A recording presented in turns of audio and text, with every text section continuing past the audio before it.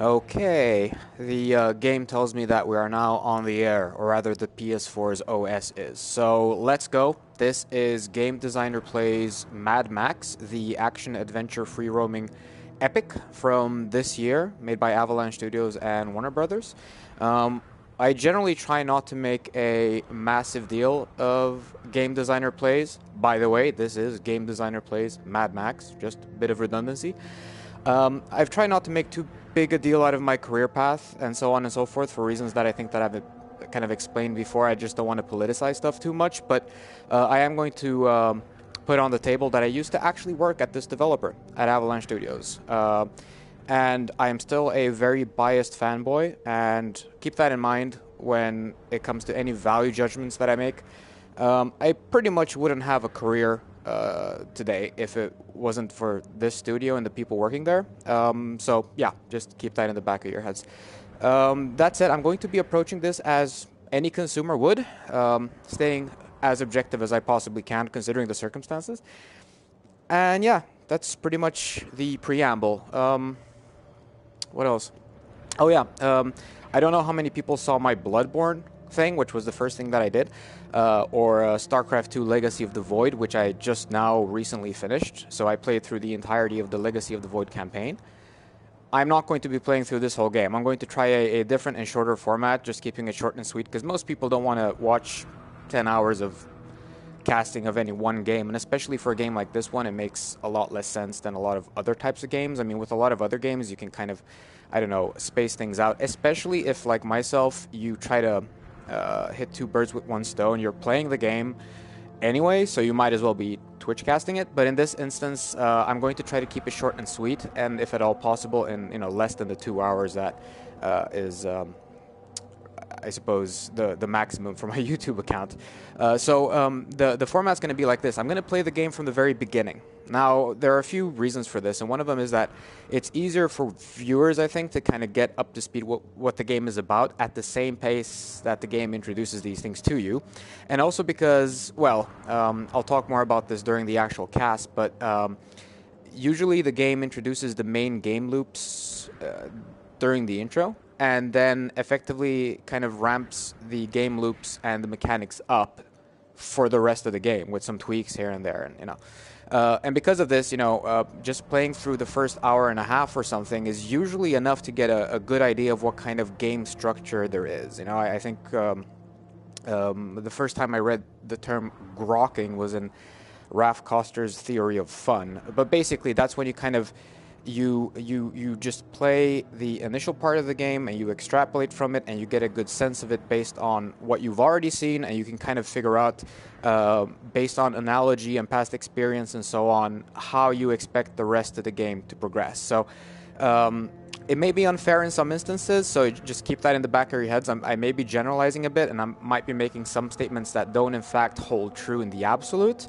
but that's just for brevity and simplicity, right? So here we go, a new game from the very beginning, and we're going to go into autosave slot 2, and the new autosave will be created. And that's a nice transition into the first cutscene.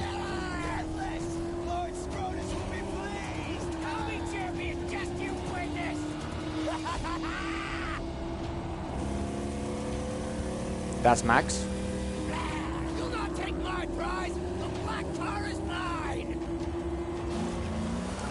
Don't know how many of you actually saw the film, the latest one, Fury Road. Thought it was brilliant. Spoiler.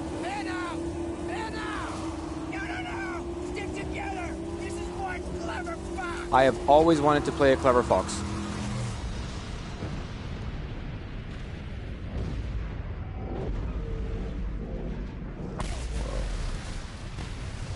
He was one such man, one who had lost all, over and over. And to this, he had lost his sanity. His was a never-ending journey away from the phantoms of his past. He believed he could silence the cacophony in his mind and find peace beyond a place he called the Plains of Silence. He now had the vehicle, the weapons, the provisions and the fortitude. He only needed the fuel. And here, there was but one place to go for fuel. Gas down.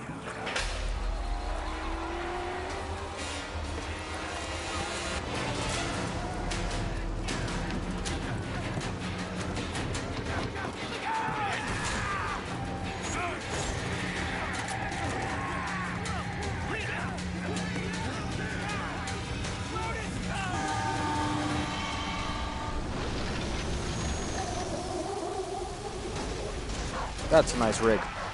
Look at that thing. That's... yeah, I'm getting that for my next car. Listen, my apostles of Awful. You've hunted well. And here's the fox who thought he'd plunder from Scabra Scrotus.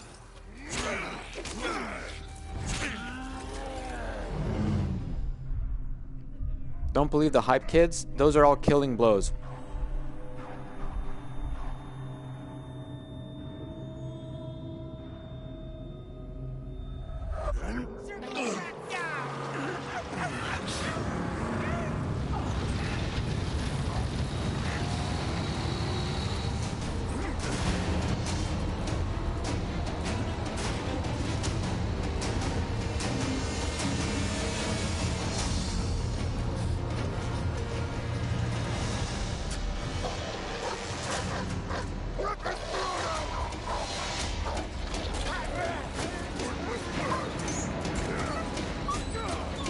No, don't need a dog. Jesus.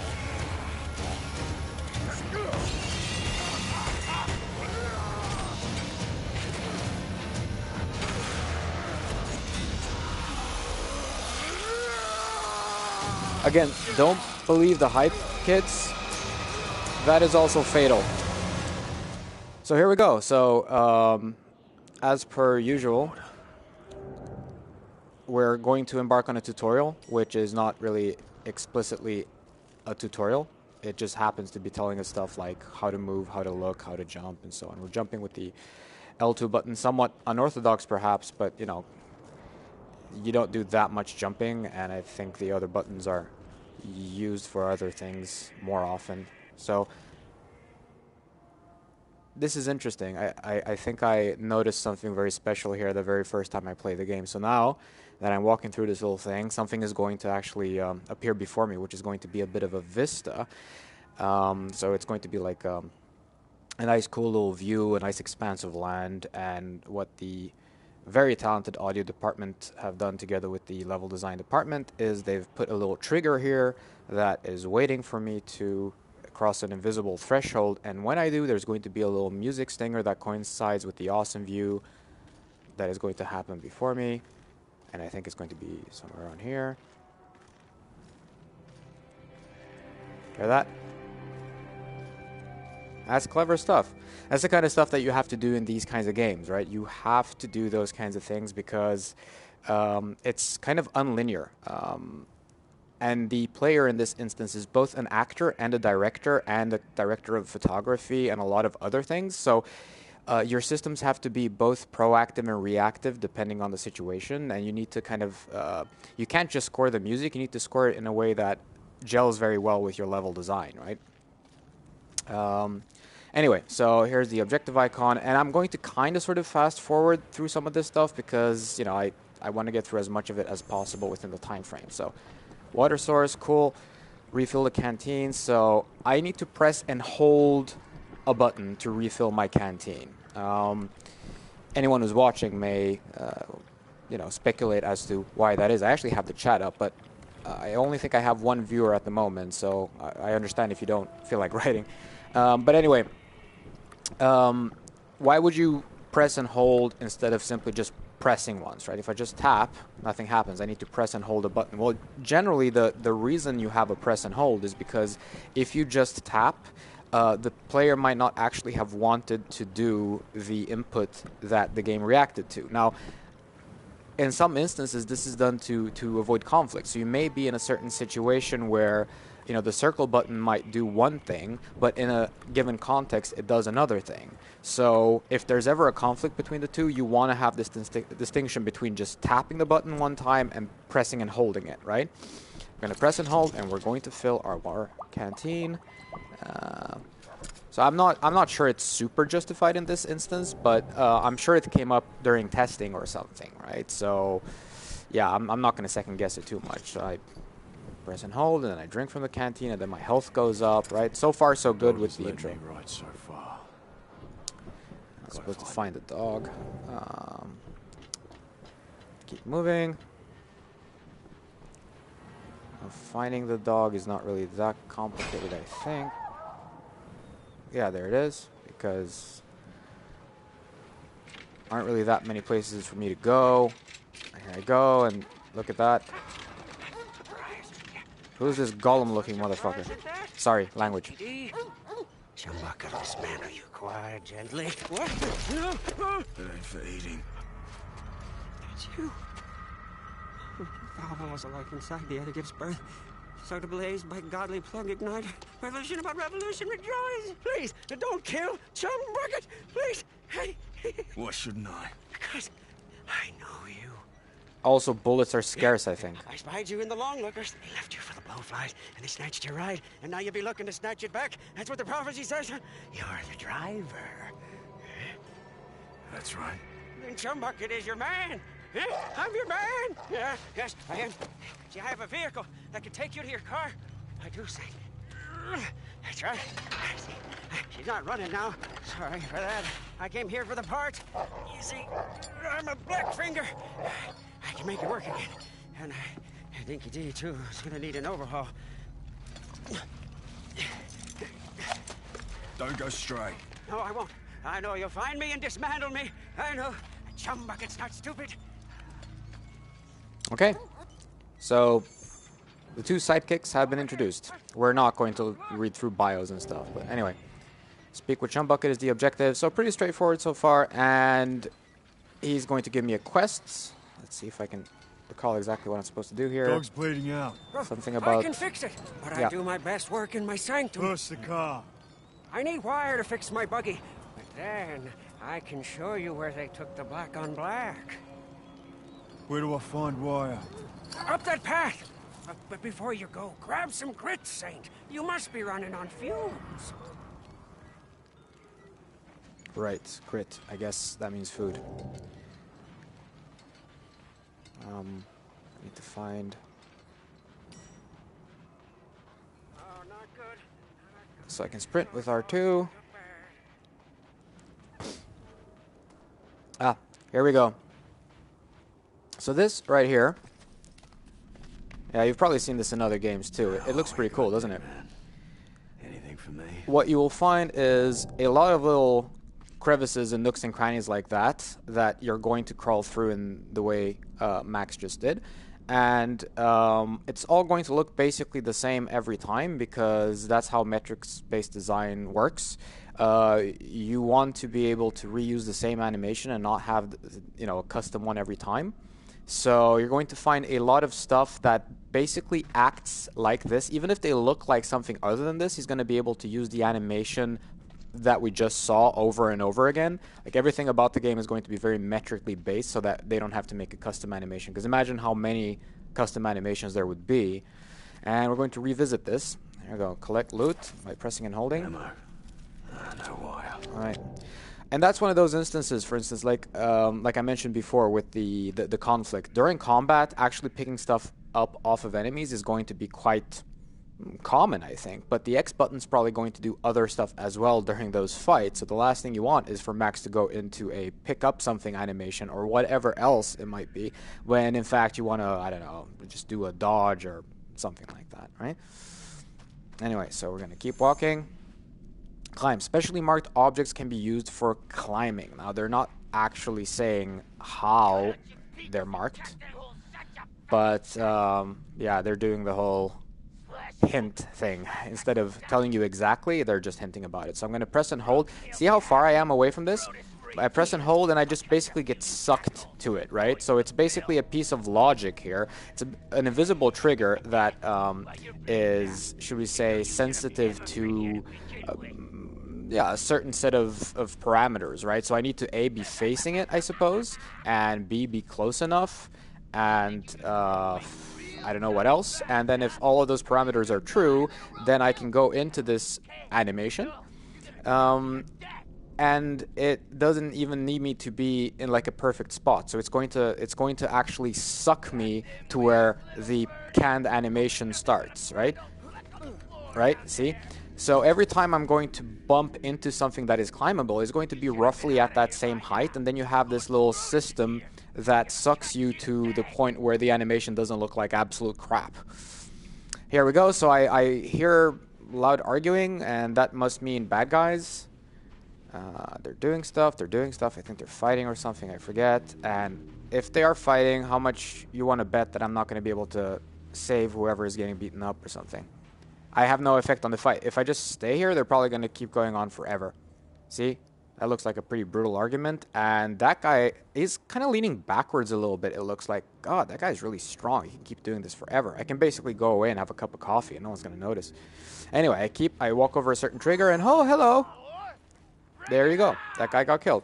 So here comes the warp up and quick fire with the circle button, and that was the use of the shotgun. So that is my firearm that I start off with, and it insta-kills people, but obviously ammo is scarce. So far, so good. I really like this. That is very consistent with the fiction of Mad Max as I have understood it. Cool. Keep walking. And there's going to be more bad guys, and I think I'm kind of out of ammo right now, but I forget. Anyway, there's going to be more bad guys than I have ammo to shoot.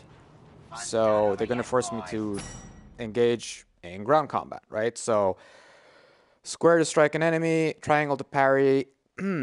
This looks kind of familiar, and as has been mentioned by a lot of people and a lot of just mean haters, it's a little bit like Batman, and it's a cool mechanic, so I don't really mind it, but we'll talk more about my opinions later. But yeah, so far so good. It's kind of straightforward. We know how this stuff works. We've played games with this mechanic before. It works. It's satisfactory. It's not... Oh boy.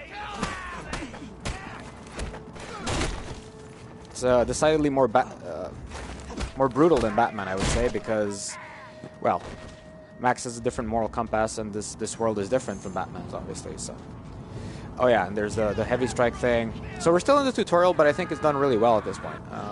You know, it doesn't really feel too heavy-handed, and I'm loading up a punch, and that's really good. And the guy's dazed or something as a consequence of taking one of my heavy hits to the face. There we go. So, 2 guys down. Brilliant.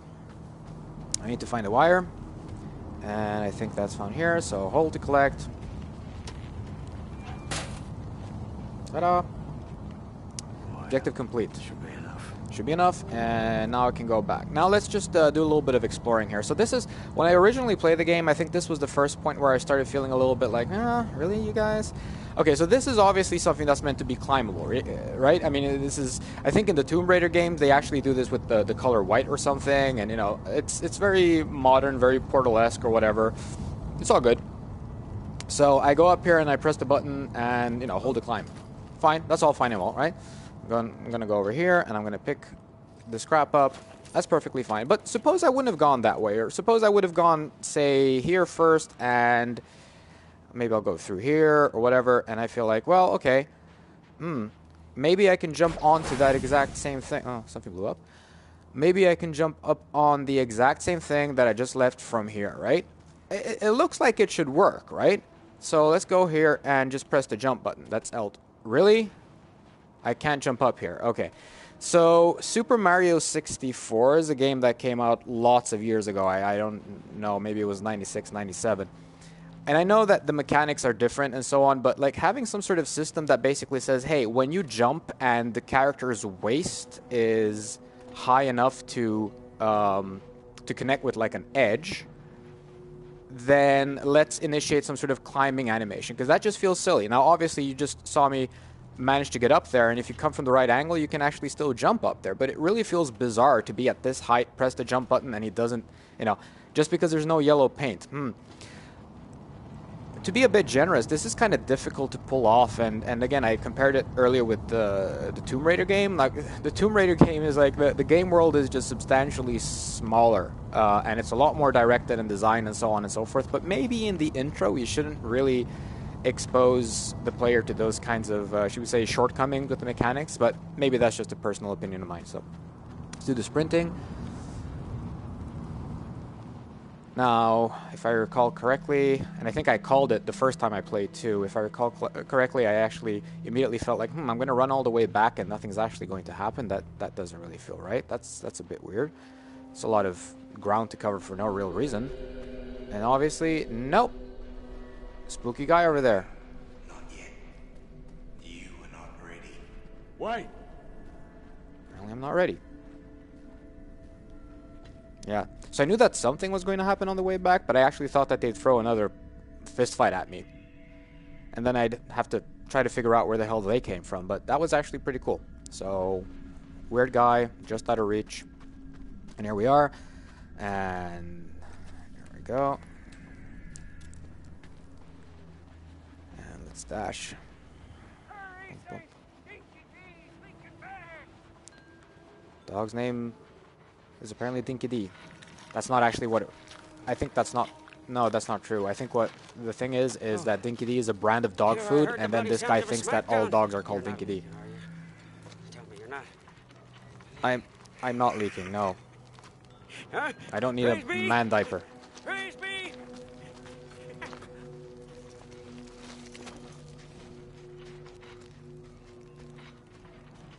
My buggy's just over here. Follow me. Alright, so I need to go to Chum's buggy and carry the dog. This is a cute little segment. You know, it establishes that the dog is kind of helpless, and it wouldn't make it without you, and it's being kind of cute, as opposed to at the beginning when it was trying to bite your face off. Oh, look at that. Buggy. Yay, buggy. Easy, dog. Easy. Okay, Grab now it there's a up dog. and go, Saint. The buggy's humble, but she can haul. She can haul. Let's haul then. And now I get to drive. Yay, driving. This is one of those things that I just kind of assume that Avalanche Studios are going to pull off well with the Just Cause games and everything. The driving feels good in this game.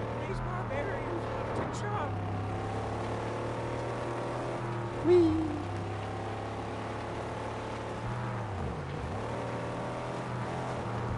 Yes, from that looky-look point, we may be able to spot your car. Looky look point. There we go. We can see the camp from up there, without risk of detection.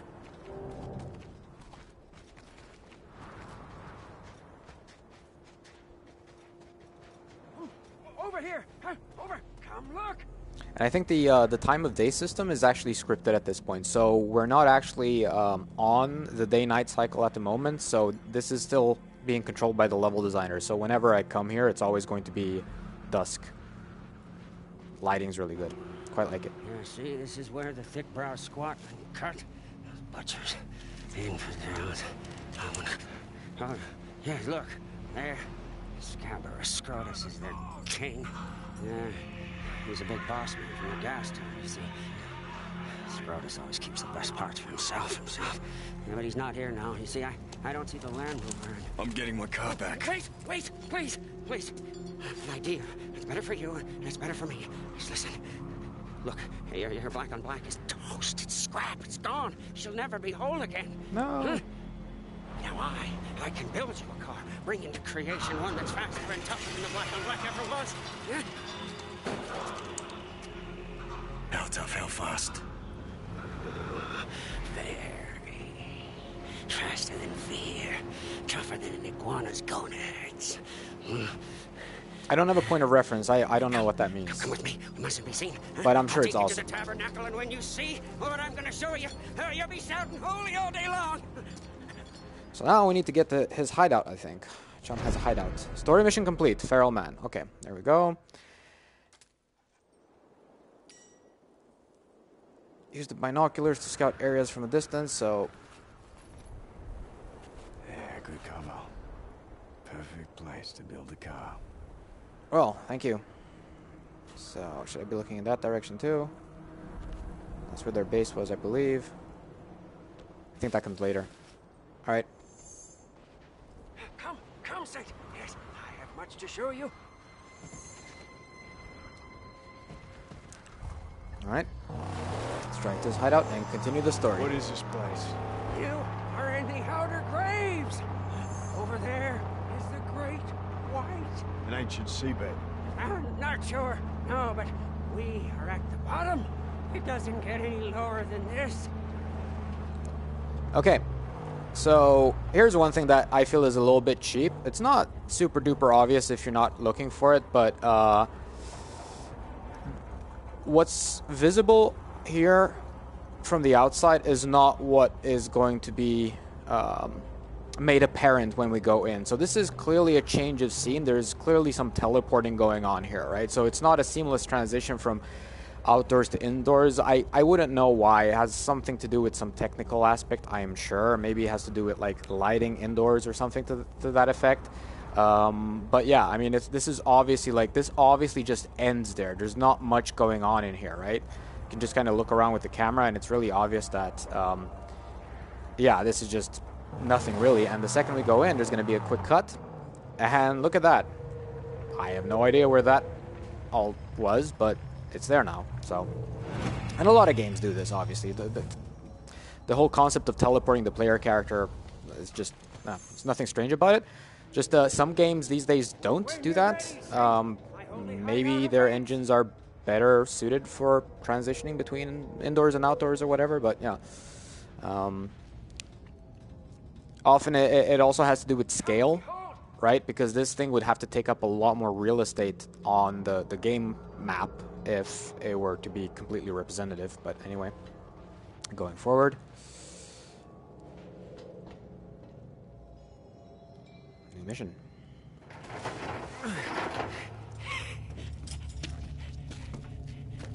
Come and see. Huh? Come and see your saint. Huh? A dream. A hallucination become truth. The angel made steel. By the fire that moves the piston, by the tranny on all high, by the cam and the U-joint blessed be, there she lies, the magnum opus. The magnum opus. So this is my car. There she is. It's barely a car. This ain't a car. It's just a mess of parts. No. She's knowledge from the numinous, divinely inspired. She wills herself upon this world. Look! See? Here, divine meets drive shaft and a symbiosis of faith. Modded and made to measure. You want some of that old-time religion, huh? I got a classic whammy turbo high dog, huh? Hell yeah! Bulletproof and torture tested. Statically upgraded with chum bucket overdrive. Chum bucket overdrive. Springs, shocks. That's a thing. Too. It's gotta be 8 cylinders, nothing less. Sure. We will get there. Yes. First, we have to get her beautificial body. Show me where it Beautificial is. body. Yes. Yeah. Come. No time like the present. Come on, Saint. We must go. So, we're still in the tutorial, believe it or not. It's an extended tutorial because that's just how you have to do these very modular type games. So, We will liberate her body. we've learned how to do the most basic on-foot stuff so far and a little bit of basic driving, and now we're going to learn about the resource collection and the upgrading of the vehicle. Oh yeah, there's a map. There we go. It shows me what path to take, but the game's actually pretty good with telling me on the mini-map, so I'm just going to follow the mini-map path. And suddenly it's nighttime because the story demands it. Again, this is scripted, so they set the time of day. I'm not really sure if time of day passes when I'm indoors anyway. At least indoors in one of those special places like Chum's HQ. Oh, my fuel is low. That's also scripted, trust me. That's always going to be the case during this mission. The blessings of gasoline. We should find enough fuel for us to make it to the graveyard. Find fuel.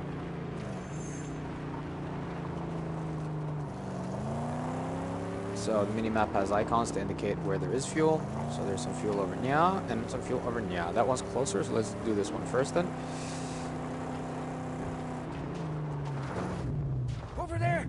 Fuel cans! Yes. How did I? Yeah, there you go. Let's disembark. And I'm walking over to the fuel cans. I wonder if these are going to be protected. Maybe, maybe not. Oh, look at that. Scrap. So I'm already exposed to this whole concept of looting everything. And this is actually an optional thing during the course of this mission. Which is interesting because, in a sense... no, maybe I'm wrong. I don't think it's actually connected to the mission because that really would make no sense. There you go, location 100% looted, right? Because the missions can't really be done over. So if I ever missed getting 100% on the scrap, that would obviously be a bad thing because I can't really redo the mission once it's over. Unless there's some way I haven't found. And also that would be a really bizarre mechanic. Because there's basically an infinite amount of scrap in the game world. The game world basically generates scrap. I just have to do a lot of stuff that infinitely respawns over and over again until I get enough scrap. So having a finite amount tied to missions would make no sense. So that one was empty. I'm guessing whichever I take first... Whoever was here is long gone now. Yeah. Along with anything of use. So... Fuel all around! yeah, whichever one I take first is always going to end up being empty, at least I believe. Maybe I'm wrong about that, but if I went to that one and I already got the fuel and then went back there and it was just empty, I don't know. A big steel gift box. What prize is That's it? how I do it anyway. Go out of fuel. Thank you. She's out of gas. I'm really out of fuel. It seems like this happened the second I crossed the threshold. Oh, hello. Oh, they're throwing stuff at me. Alright, bad guys.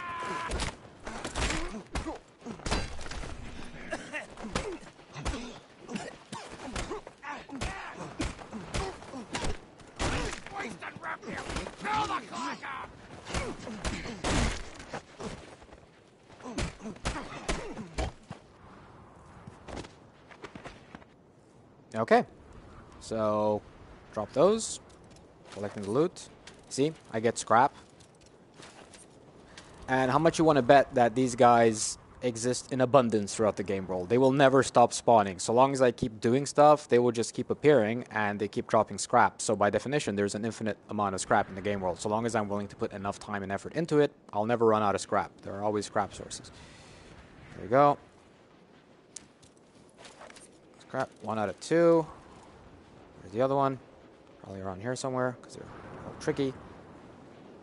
Oh, look at that. Got a little cog icon, that means scrap. Ta-da. What a great bounty! We're in luck. Rare haul. We may refuel and demolish. There we go. So, I can bring the fuel can. I believe you can also store one. You can actually back one up. So, let's go to the refuel. All the way to the brim.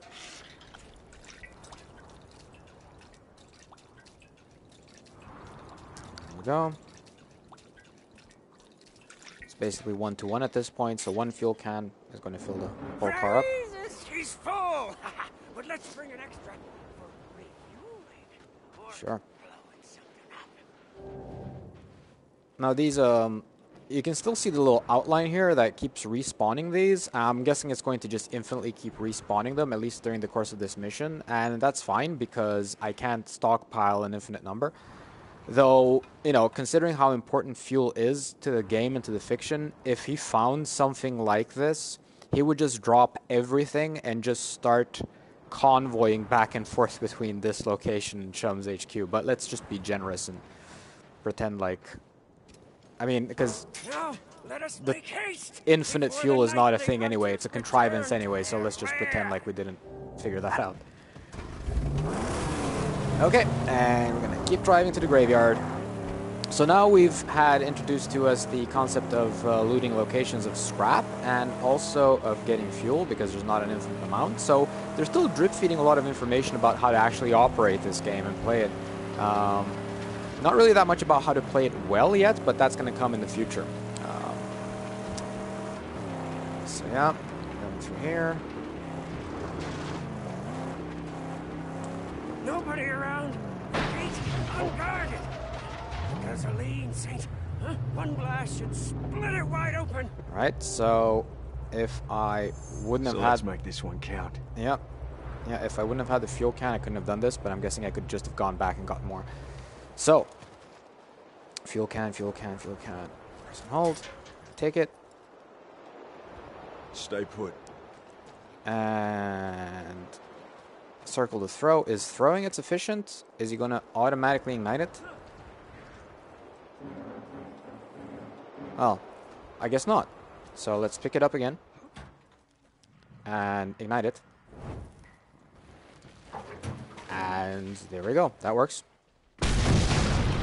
I'm guessing that... Exaltation. I mean, just looking at the way the prompt was set up, the only thing I should have done after igniting it was throwing it, but I'm guessing that enough testers actually died during this segment for them to insert that little cutscene, so that if you just try to walk it over, that would work too. You're not going to kill the player at this point just for doing something that is logical, but not really in the rule set of the game, right? We must hurry. The wardens of this place murder on sight. Well, so does Max, it seems like. Not everyone, but still. No.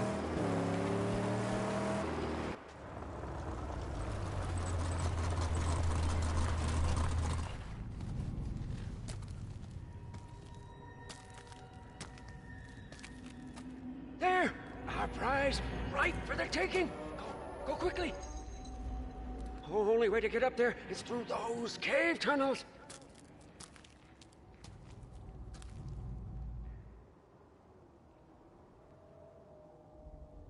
Get the car in place down here. I'll lower the body onto it. Yes. She'll be ready, as I will. Okay, so we're on foot again. Oh, something's going through there. That was a bit scary. See, the reason I wasn't really that worried while I was playing this is that... Something here. There you go. I know that it's too early in the game for them to throw anything too difficult at me. So this is just like me being a little bit damaged by having played too many games in the past. You know, it's really hard to scare me because I know that it's not really good game design practice to throw the most difficult stuff at the player too early while they're still learning the ropes and not really very good at the game, right? Maybe I could zip down this. No, zip down. All right. Zip line. And he just drops automatically. Something in there. Flashlight. Flashlight, there you go. Handy. Yeah, handy. Not really, though, in a literal sense. So let's see what happens. So let's look at the flashlight right here. So let's collect it in the cutscene and hope they give me some time and peace. Look at this. It's a chest-mounted flashlight. Still works too. Yeah, this still works. The most common kind of flashlight in video games is the chest-mounted flashlight. Now, why would that be? Why do you think that is? Well, first of all, if he holds it in his hands and it can be turned on or off, which I believe it can. I just forget which button it was. It was this one, right? He takes it off. No, yeah, he just presses it, right? So suppose he was holding it in his hands, right? Then depending on what else he had in his hands, that would have animation implications, right? This way, regardless of which direction I'm facing in, the flashlight is going to kind of tag along, and I can just use the same animation set that I would otherwise, right? Whereas if I can actually hold it in my hand, let's say that I can do stuff like, I don't know, climbing steps or something. A, it's an extra animation, but B, when I'm climbing those steps, it's not really lighting anything in front of me.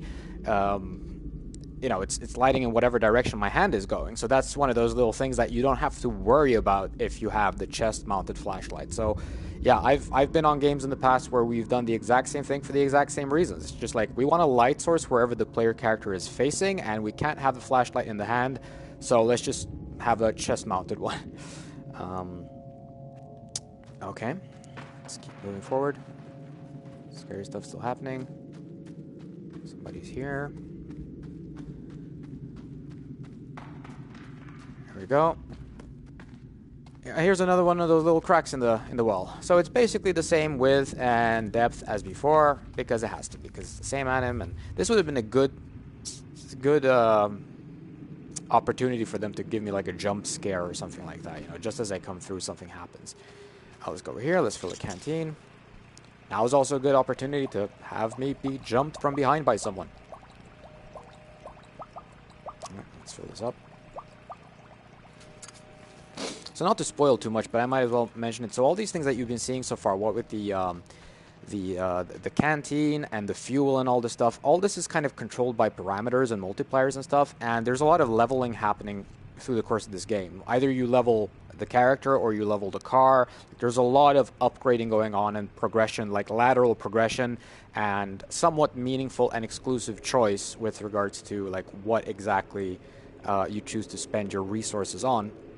And many of these upgrades will just simply tweak some of the parameters. So you just saw the amount of water that I just got from this water source and put into my canteen. There's going to be a skill at some point that lets me put more water into the canteen. And that's very simple from a design and implementation point of view. You just add a multiplier. So if your default value is 1, then you put 1.1 in there, and then you get like, 10 percentage points more of whatever resource it is you're gathering. Or you use up less fuel when you fill the car up or whatever. It's very simple.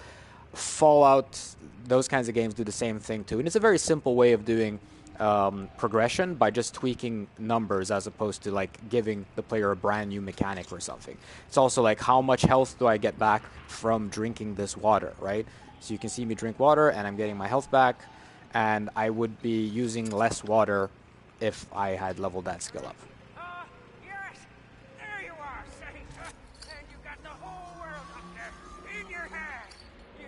Choice to make. Which one shall be your bride? Brides. Big fan of brides. Choose.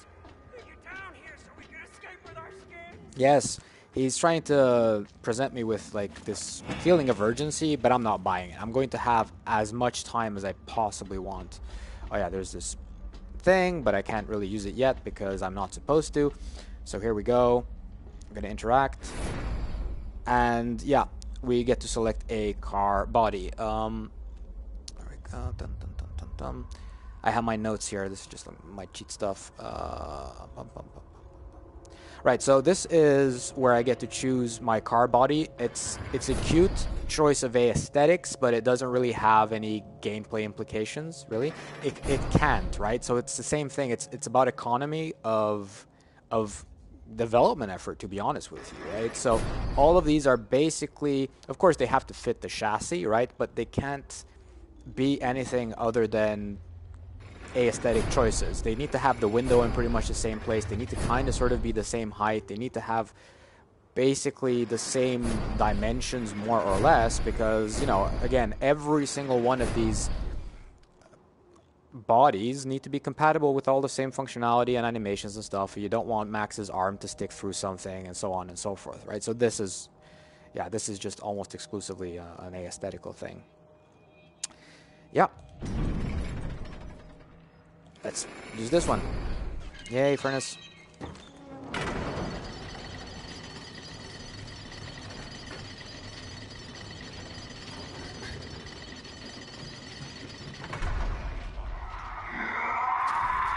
Well, imagine that. What are the odds? Oh yeah. R1, there you go. So basically the same thing here as in Batman, right? So if I can't... Oh, yeah, wrong R button. Sorry. So there's an evade button, and I can't actually attack that guy.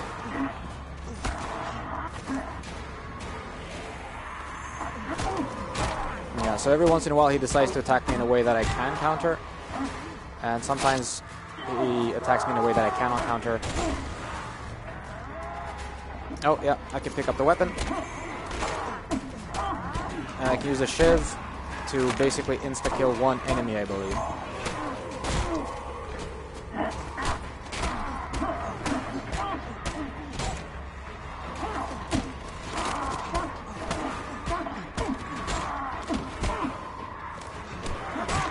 I quite like that. Like, if I get close to a wall, he'll do something brutal using the wall. But so far, so familiar, right? So it's very Batman-esque, the whole thing.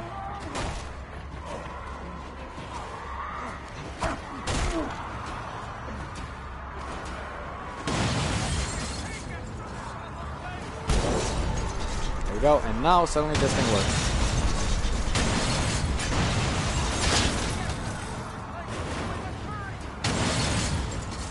go. Walk on the ladder. Climb. Press and hold. Here we go.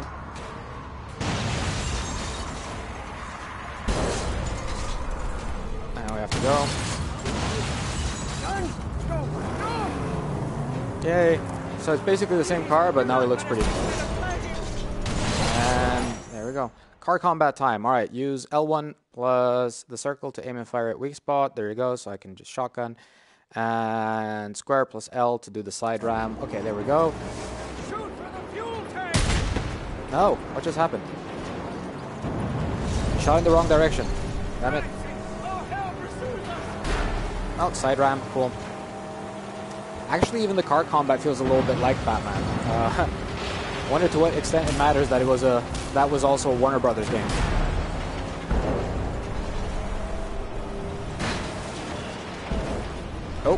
Oh boy. That didn't happen last time I played. This feels like a viable enough path.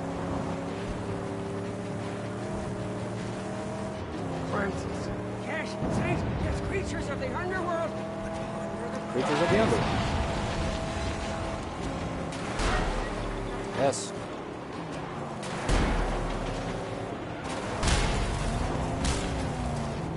So having played the game a little bit longer than this point on my initial save file, I almost feel a bit bad for losing all the scrap from killing these people. Anyway, and I'm out. There we go. Story mission complete. Once again. But it has a body, so that's cool. Wait, something's loose. I can fix it now if you stop, or later at my sanctum. It's your choice. So basically,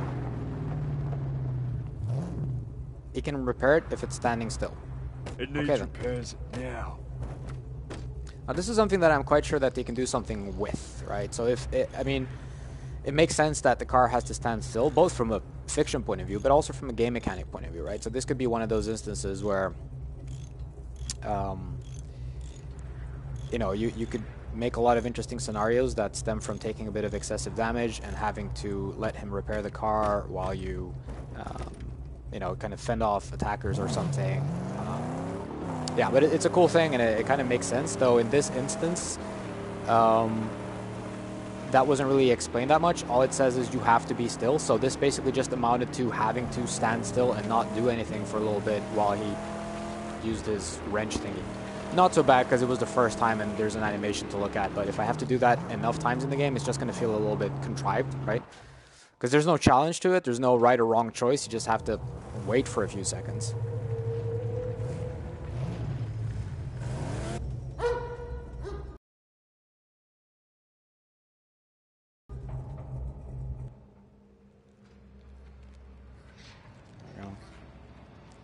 So yeah, and on that note, something that I don't know will happen during this segment, because it seems to be generated by like the world simulation and stuff. But at one time, I actually bumped into like a sandstorm, which is kind of cool because the movie had the sandstorms and they were like really awesome, I thought.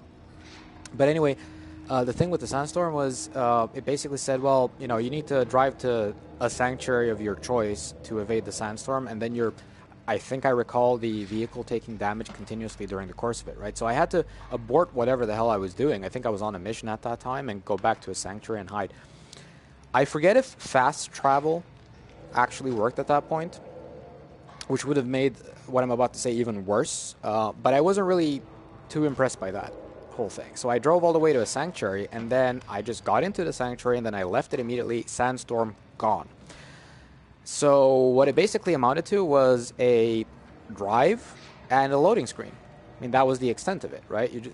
You know, you get a warning, there's a sandstorm coming, and no, especially if fast travel works, which I don't know that it does, so, you know. But even if it doesn't work and you actually manually have to drive there, it's basically just, okay, you have to go there, and then you have to, you know, just wait through a loading screen. I would almost have preferred there to be some sort of, like, outdoor game world type sanctuaries where you can just park your car under a roof or something and then have to wait it out. And once you're in one of those, then the timer can actually take a little bit faster for the sandstorm and it can just breeze away. But yeah, forcing me to go through one of the relatively lengthy loading times and then I can just go back out again immediately, Not a fan. Next mission. I need more than just a body and some wheels. Hey, man!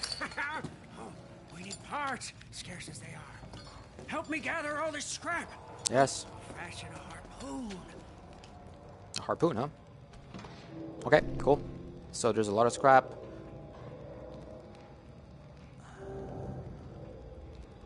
With the harpoon sank, we'll gain entry into many sealed places. May also prove to be useful in battle. How so? Why, we could use it to defeat enemies, rip off doors, even wheels. Yeah, sounds good. Okay. So, here's the thing. I have been collecting scrap up until this point, right? The game is now going to introduce me to the whole upgrading thing. And it does not know that I have already been collecting scrap, right? Because those were all optional pickups. So, of course, whatever I pick up here in Chumbucket's HQ is going to have to be enough for me to fulfill the requirements of the upgrade that, you know, is the point of the mission. Just as a little aside. So when you're doing level design, do not ever assume that the player has an arbitrary amount of scrap. I guess you could be a little bit cute about it and make sure that whatever scrap the player finds is just like the difference between what he has and what he needs. And if he already has too much scrap, then maybe, I don't know, skip the stupid mission. Because I obviously already know how to pick stuff We got up. all we need? Just junk and parts. Ah, yeah, but the jag tip, it's not here. It's not here at all. Yeah, it's in my bunk. It's just there for, safe. Got the jag tip.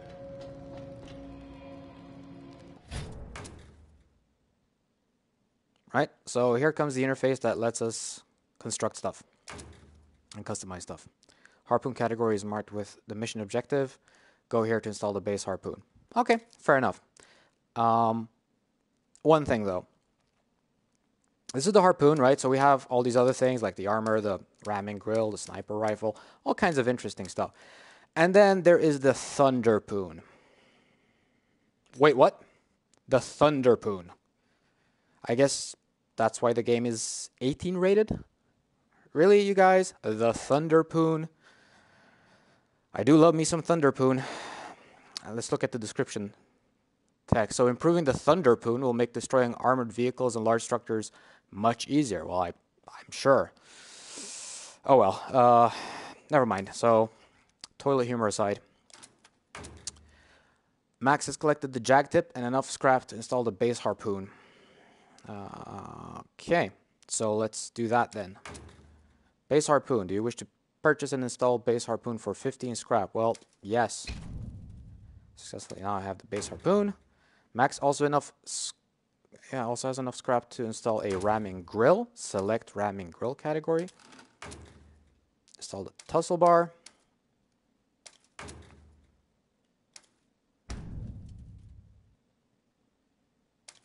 Oh, there we go. I have a thing. There we go. Just stand a chance. Oh, she'll need nitrous. I know how, but we'll need the parts. Need the parts. Just get them. It'll be easy with a harpoon. Sure. Yes, but first, Scrotus war boys are out there. And if we don't weaken their numbers, why, it'll mean the end of you, me, and the magnum opus. All right, let's do it. Okay, need to get in the car again. Mind you, we're still inside the tutorial, so this is kind of well masked in that sense, right? It doesn't really feel like one. Scrotus war boys, put them up to mark their turf. Bring them down for good. Ramming could damage our front, but it should work. Ramming could damage our front, fair enough, but we still got to do it. So, those big things right there, scarecrows. Alrighty. Alright, threat lowered, it says. I'm sure that means something. And there is scrap. Cool. Let's get that while we're here. Wait Cool. here. Wait here, he says. There we go. There's one more over there.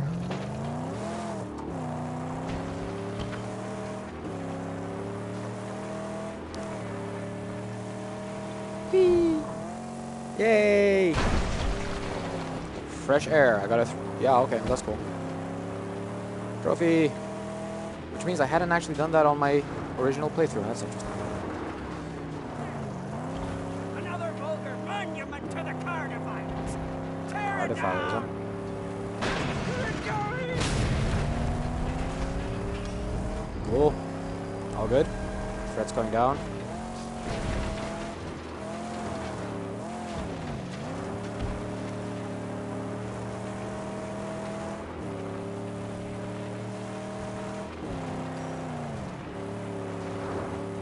Weapons. Better use the harpoon for this. Yeah, because it has stuff around it, so I guess those are all like either explosives or something. I don't know.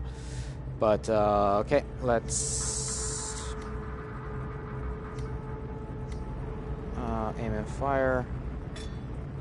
Fire harpoon. There we go. And once it's attached, we can just pull it. There we go. The land is clear of scarecrows.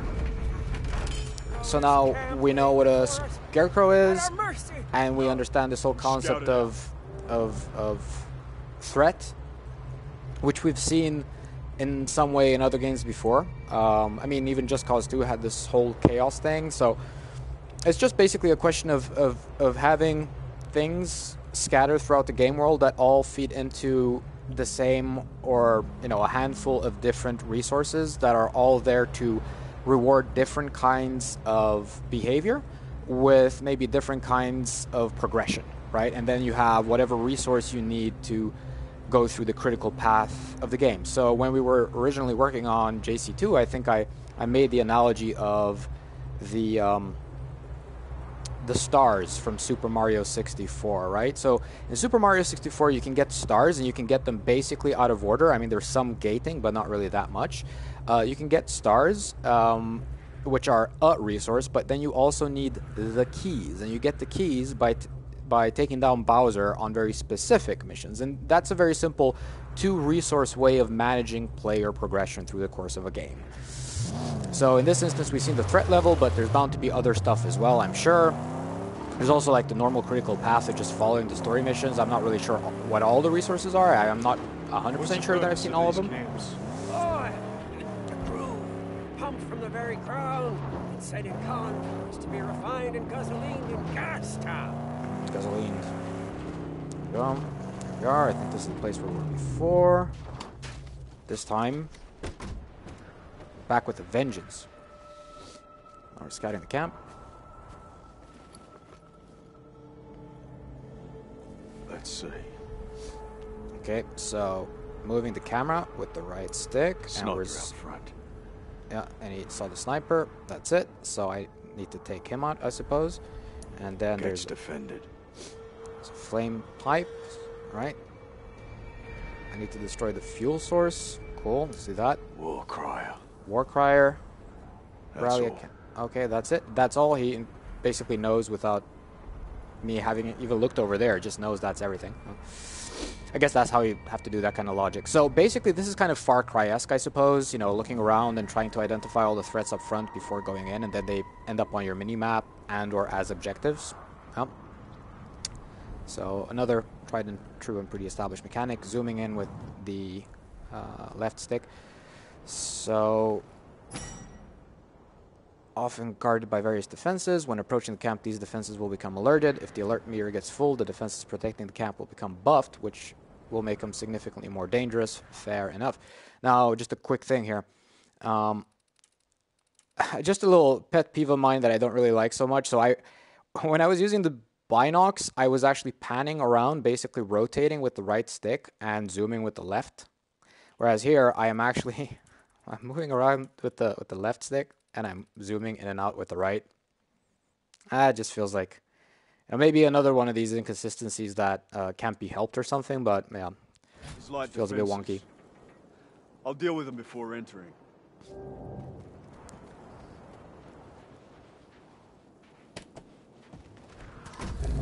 Okay, start by eliminating the sniper. Not quite sure how. I think I might just knock his tower down if I recall correctly.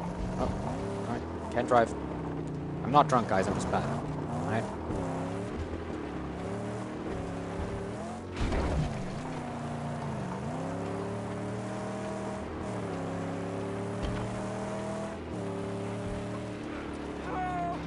spotted us now.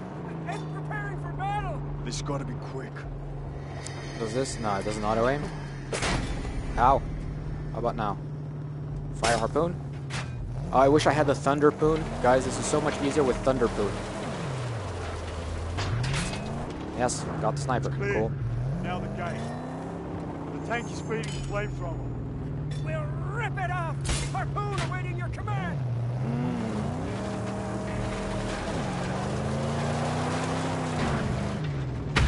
Oh, perimeter defenses eliminated.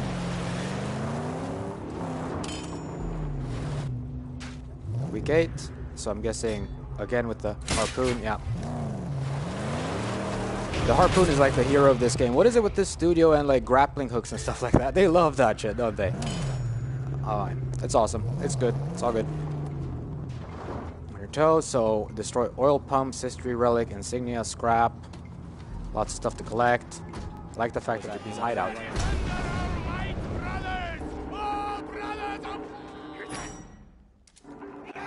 Gotta shut him up.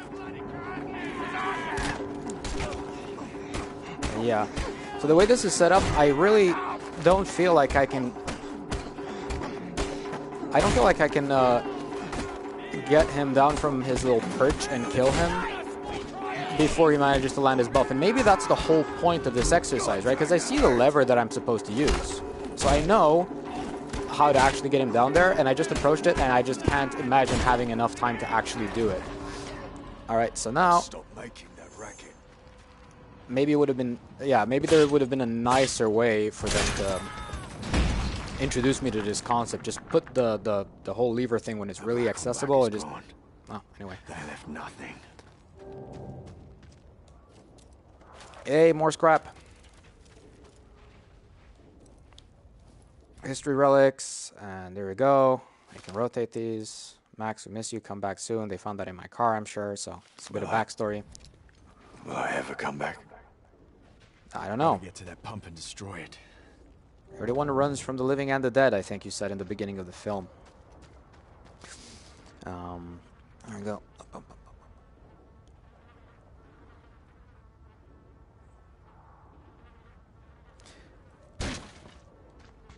Oh, let's kick it open. Did they see me already? I don't know. Alright. Storm's rising. Storm's rising. There we go. It's one of those shiv guys. Eee. Alright. Now, which attack is he going to do now?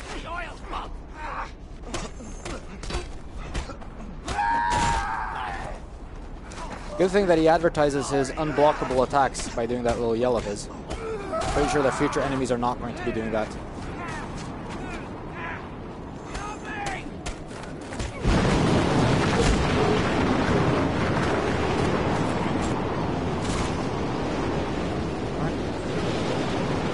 Ammo belt is full, so no more shivs for me.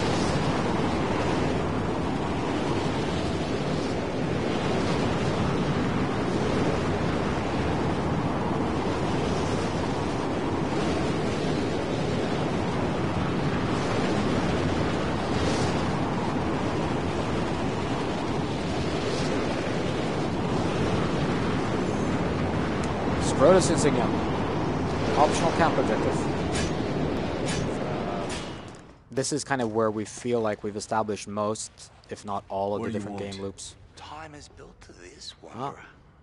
Your path, however crooked, has led you straight to here. Our work, yours and mine, must soon commence. Come find me when your spirit is ready. Okay. That's interesting.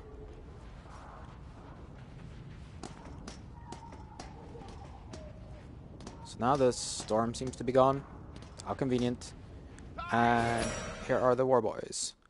Max will build up fury when engaged in ground combat. When enough fury has been accumulated, Max will enter fury mode, in which all his strikes will become more powerful. Max will remain in fury mode for a limited time or until all nearby enemies are defeated. Gotcha. Fury unlocked. Get the necro boys over! Land with me!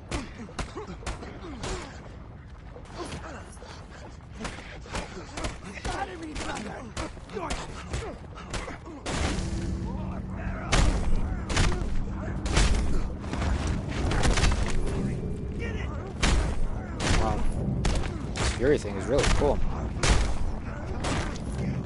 Oh, nice. Drop kick. Nice. Goes full pro wrestler on these guys. There we go. And they get knocked out. Destroy the pump. Make it so that there's no reason for them to come back. Right. Okay. Let's do that then. Blowing them up with a fuel can. Let's find the fuel can. Where is the fuel can? I think it was in here. Fuel Yes. storage. One can will do the trick.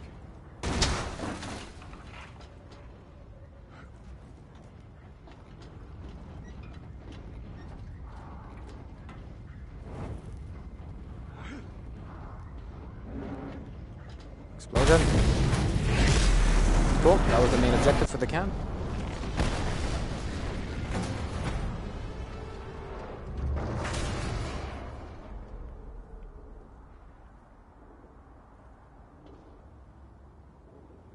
Cool. So, all this stuff can also be found after the mission is over, so, you know, no pressure like that. The one from the tunnels. I need to find him. Yeah, I need to find the guy from the tunnels. So yeah, so this is kind of, there we go. And over there. Oh, there's the Scrotus insignia.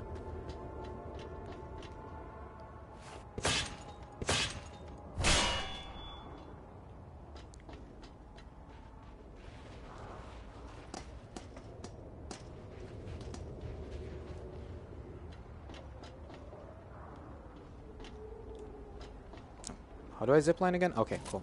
Just be in the right position.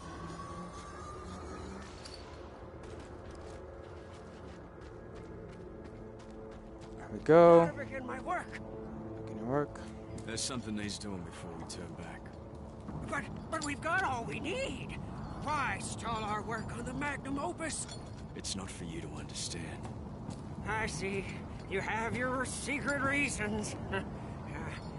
I'll follow you, because I think fate favors old chum. And you need both of us. Next thing, meet up with the mysterious Wastelander. Try to find him.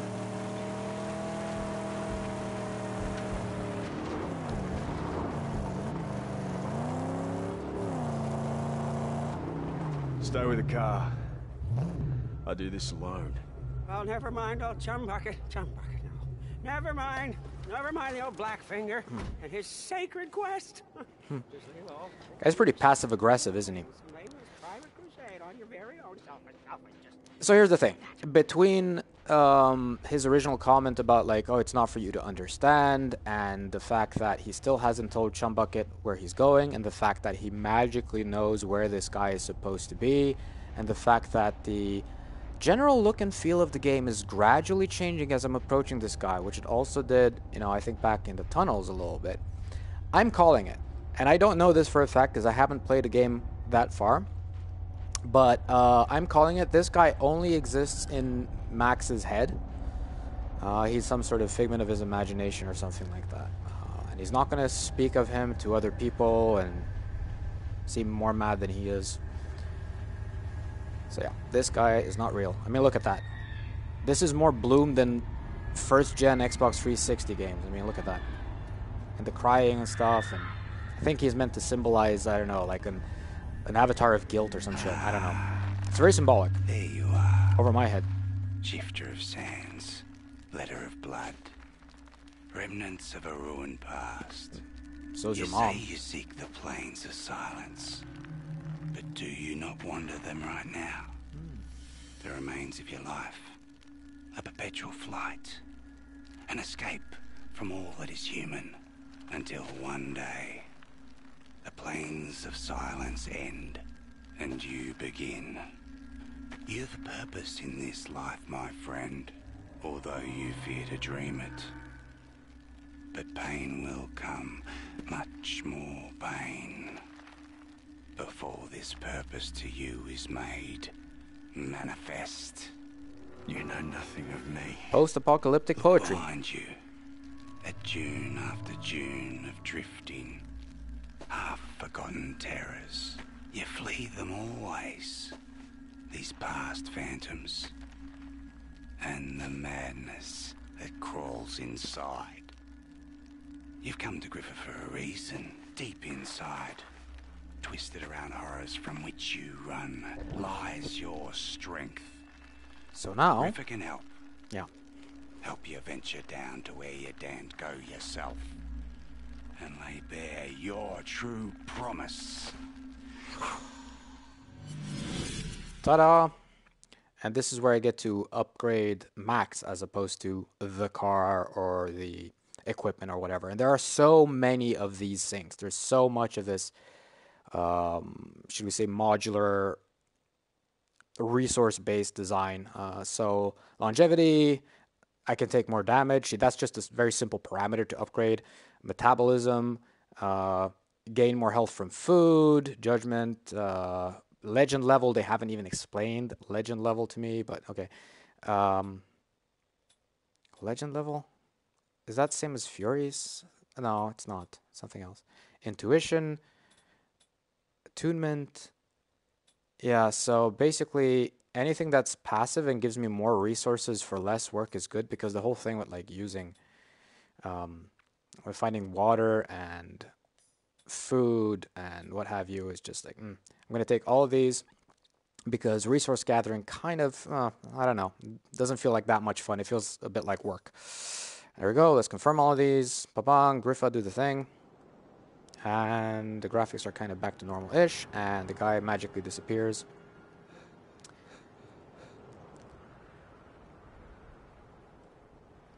And this is kind of cool. I was waiting for the longest time before I realized that, hey, the game's actually waiting on my input. Whenever I'm ready, ta-da, I'm back in control. Good job. I like it.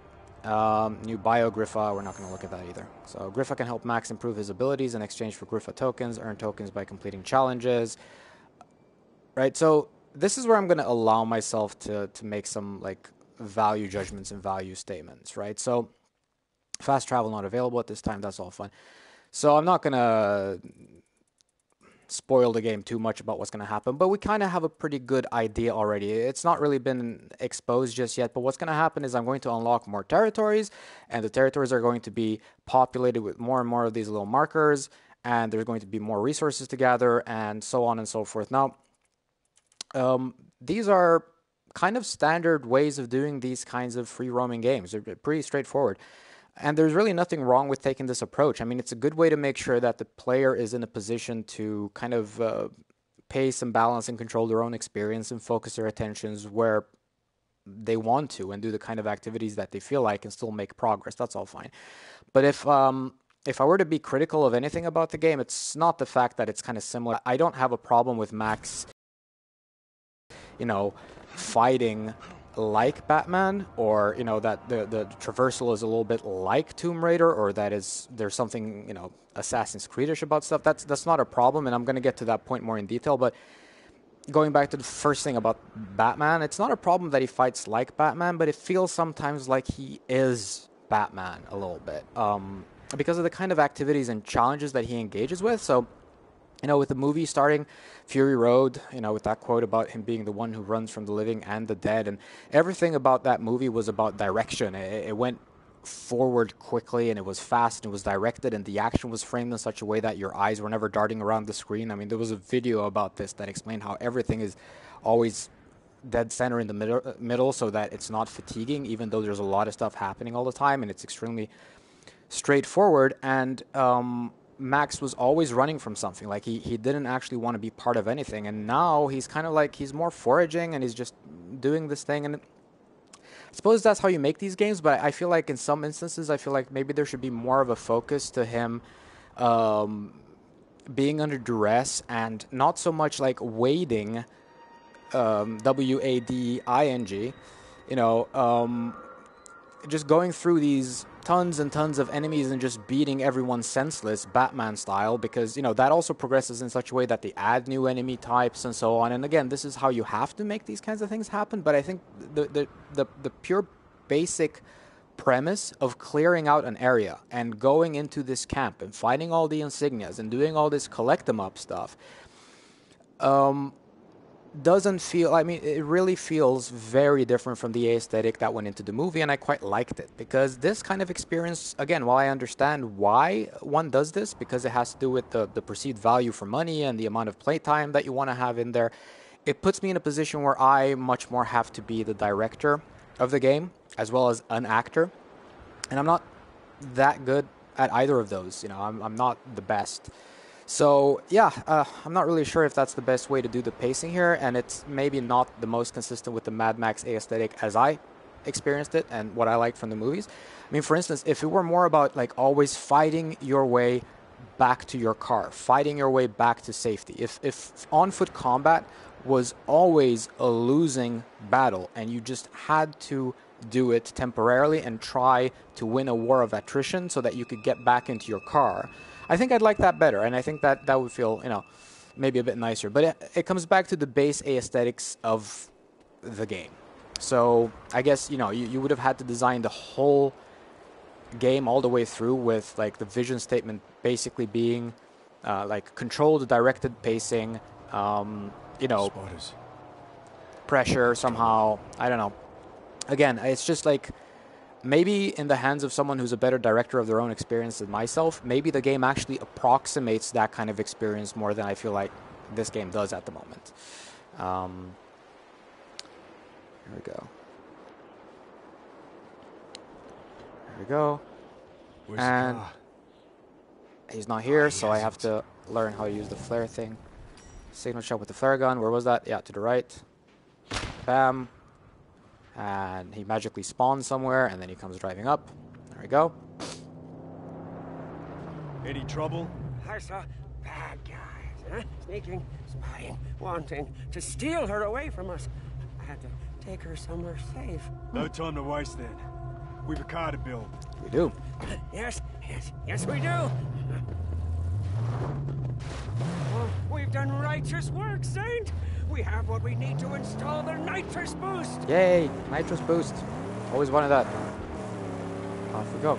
Oh, anywhere in the pause menu I can now reach the garage, so I don't actually have to go back to his headquarters. Well, that's nice and convenient. Not the most realistic, but there you go. Threat reduced. So reducing threat gives you access to stuff. Not sure how that fiction works, but okay. Dual night. Okay. Still do or not. Okay, let's do that. I have nitro boost. And now how do I use it? Nitro done yet? Oh, yes. Nitro quick. installed. Now, let's baptize her and roll the holy sled. I know just the place. Test out the nitro boost. Okay, let's do that then.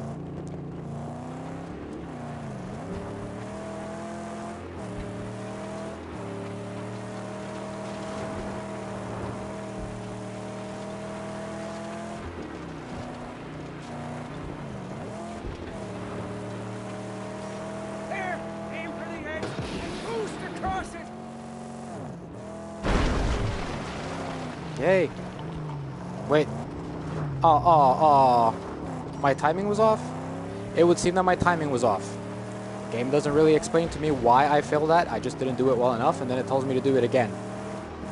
As signs and feedback go, that's not like, don't put the prompt on the screen if it's too early to press it when the prompt is on the screen. She saw. Okay, this time I did it well. I knew she could make it.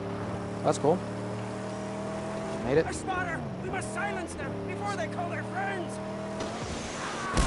Oh, nitro boost. Kills better. Ah! Okay, that was bad. Get out of the vehicle. Alright, so now Chum Bucket has to do stuff and repair it, and in the meantime, I need to not die. Yeah, so if it could be more like this more often, and not have me, you know, voluntarily go into camps and look for hand-to-hand combat, I'd be, I think, more enticed with that. And right now, that what I just did didn't require all that much. I mean, and it was almost like the guy was avoiding actually harming the car, which kind of makes sense because he could probably kill it otherwise. Now let's see about this. Oh wait, I had to get out of the vehicle again. Okay, can I do the thing with the... I wonder if I can do the thing. Right, so I need to He's not going to actually... I'm not sure that his hits on the Magnum Opus actually do any damage at the moment. Because, you know, that would be really weird if it was a losing battle in that sense. Like, there was no way to actually get it back to full health. Can I not use the... I wonder if now is a good time to... Yeah, yeah, okay, I could have done it. So let's see if I can do the Matador thing. I'm Matadoring. And there we go. Nice. Spotter's dead. Now I have nitrous. That's the last of them. We really should get back to my sanctum. Yeah, let's do that. And now I can do stuff with appearance and stuff, and I need to raise the legend rank. Like, there are so many resources and so many parameters to do and so many different activities to engage in, and so many instances of those kind of samey activities to do to get all of these resources. So if that's your kind of game, if you want to play that kind of game with a lot of different resources and stuff, then that's all fine. It's you know, it's gonna feel very collecty and not at all as directed, like I said before, as the movie maybe. But yeah, I mean, free roaming games. Most people who want to play free roaming games want to do collecting and free roaming stuff and exploring, I suppose. There we go. So now what do I do? So start mission.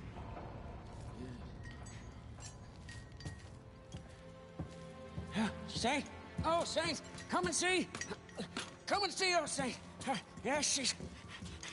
With these hands and the blessings of the sacred Illinois, she's come to life. My sweet angel combustion.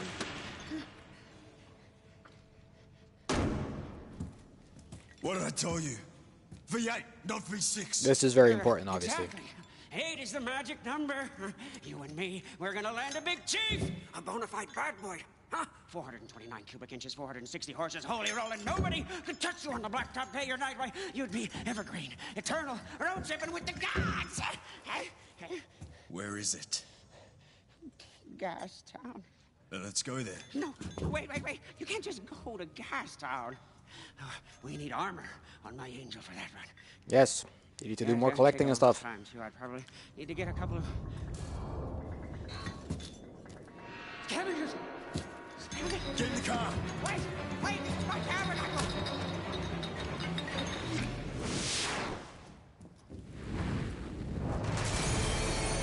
Let's go. Get in the car. Come on. Run away.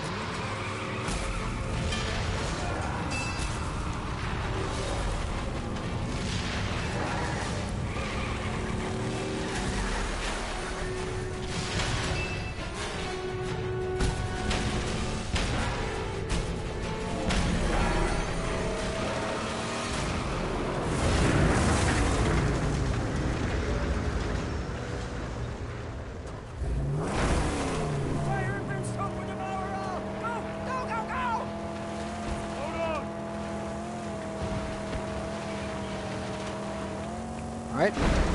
Ally camps just added 20 scrap. Right.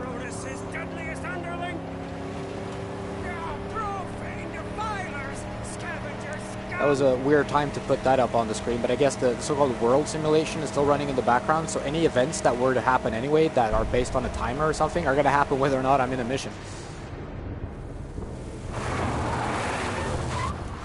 Oh no. Look at that guy. I think he's going to be a boss at some point. Pretty sure. We have the car. We need to go. So we've established a short-term objective, a mid-term boss. You know, this guy's bad. Place, somewhere we can rebuild. Get away. Jeet, of the Great White, we can make a deal. Trust me, don't kill us. Doesn't sound safe. Is that the best we can do? Doesn't sound safe. It's not a safe space, mind you. Right, here we go. And here's another interesting mechanic. So... What is this place? This part of the Great White is Cheat's territory. Go up here. Hold, enter balloon. And I need to ascend with the balloon, and ascending with the balloon is going to give me a really nice vantage point and stuff.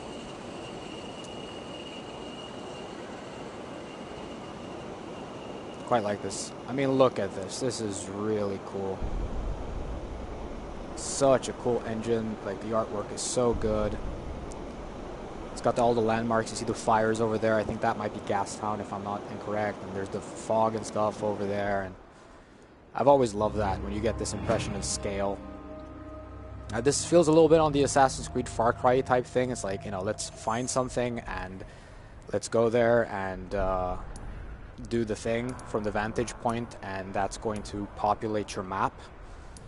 You go around, spin the camera until you've seen everything.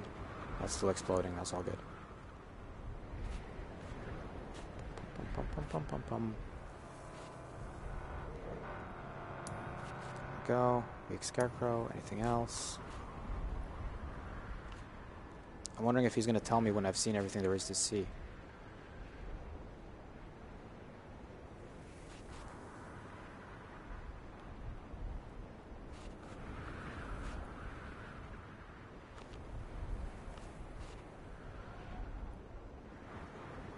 Yeah, I think that's probably most of it, if not all of it. There's another one, Sniper. Weak Scarecrow. I think that's most of it. Maybe not all of it, but most of it. Okay, close binocs. And here you go. And the map goes and populates itself.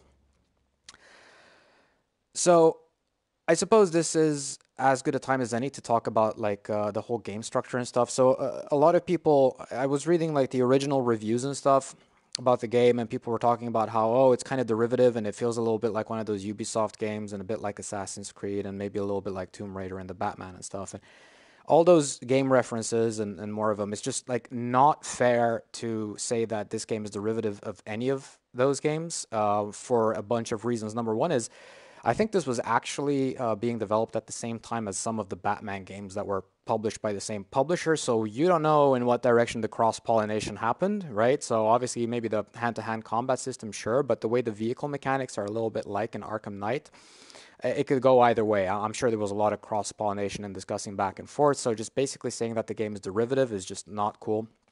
And of course, some of these other things are going to become best practices, you know, what with the kind of Tomb Raider-esque climbing of certain things that are painted a certain way, you know, those kinds of little hints and stuff. We've seen that done a million times, and it wasn't really original when Tomb Raider did it either. And as for the whole, like, Assassin's Creed and Far Cry reference, like, okay, if I recall correctly, Avalanche is a pretty sizable developer over 2 studios, but these studios are working on, you know, different games at any one time, I think. You know, I don't have that insight anymore, so I'm going to speculate a bit. Of course, you are going to have a hard time competing for, should we say, mind share when you're going up against the likes of Ubisoft. By the way, another disclaimer, I've worked for Ubisoft as well, and they have studios that in parallel are working on much of the same games, right? They will do distributed development of the same game in multiple studios, and I think they've been quite, you know, famous for even advertising that they will have maybe 1,000 people working on a game like a Watch Dogs or an Assassin's Creed or something. Not to mention the fact that they're doing, if not yearly releases, then reasonably frequent releases, right? So of course they're going to take up a lot of mindshare, but that doesn't mean that they're in any way the first with anything, right?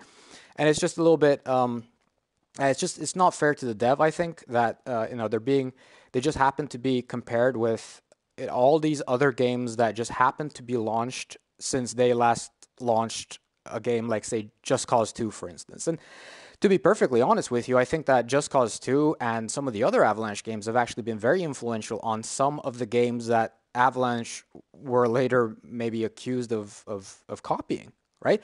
So, you know, when I first played Assassin's Creed 3 and Far Cry 3, I actually noticed that they had hunting segments that quite reminded me of the hunting mechanics that we had in The Hunter, which was also an Avalanche Studios game, right? And yeah, and many of the other things like in the Assassin's Creed and so on are, you know, I think quite clearly influenced from the likes of Just Cause. But maybe that's not true either. I mean, this is how it works with these kinds of things. Some things are just good ideas and they're logical and they follow from something else. So calling it derivative and just saying that, you know, it was taken from something else is not fair, and it's most of the time it's actually incorrect. They're just good ideas. But what I will say, And what I'm pretty sure that, you know, a lot of people would agree with is that, you know, my understanding, and I don't actually have any insight into this, but I believe that the game has been in development for quite a long time. I forget exactly when it was announced, but it was quite a few years ago. And in light of the relatively early announcement of the game and the amount of work that's gone into it, you know, it's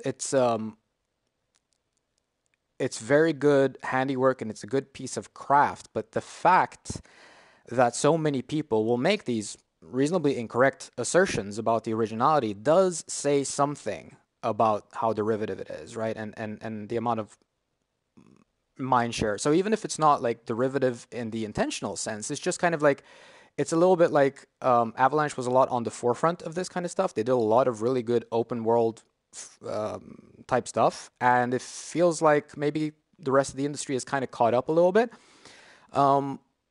I mean, that's going to happen. That happens to a lot of other devs too, right? You're the first mover, you do a lot of cool stuff, and then a lot of people just copy you. It's just the nature of the business, right? Or at least catch up, even if they don't intentionally copy you. But I guess what I would say is that, you know, it doesn't... The game is good, but it doesn't really feel like a game that's been going for quite the amount of time that I think that it has. I forget if it's been like 4 years or something like that, but it doesn't feel like... It doesn't really feel justified to me, right? And then, you know, I would probably get slapped across the face by some of the people who knew what was actually happening.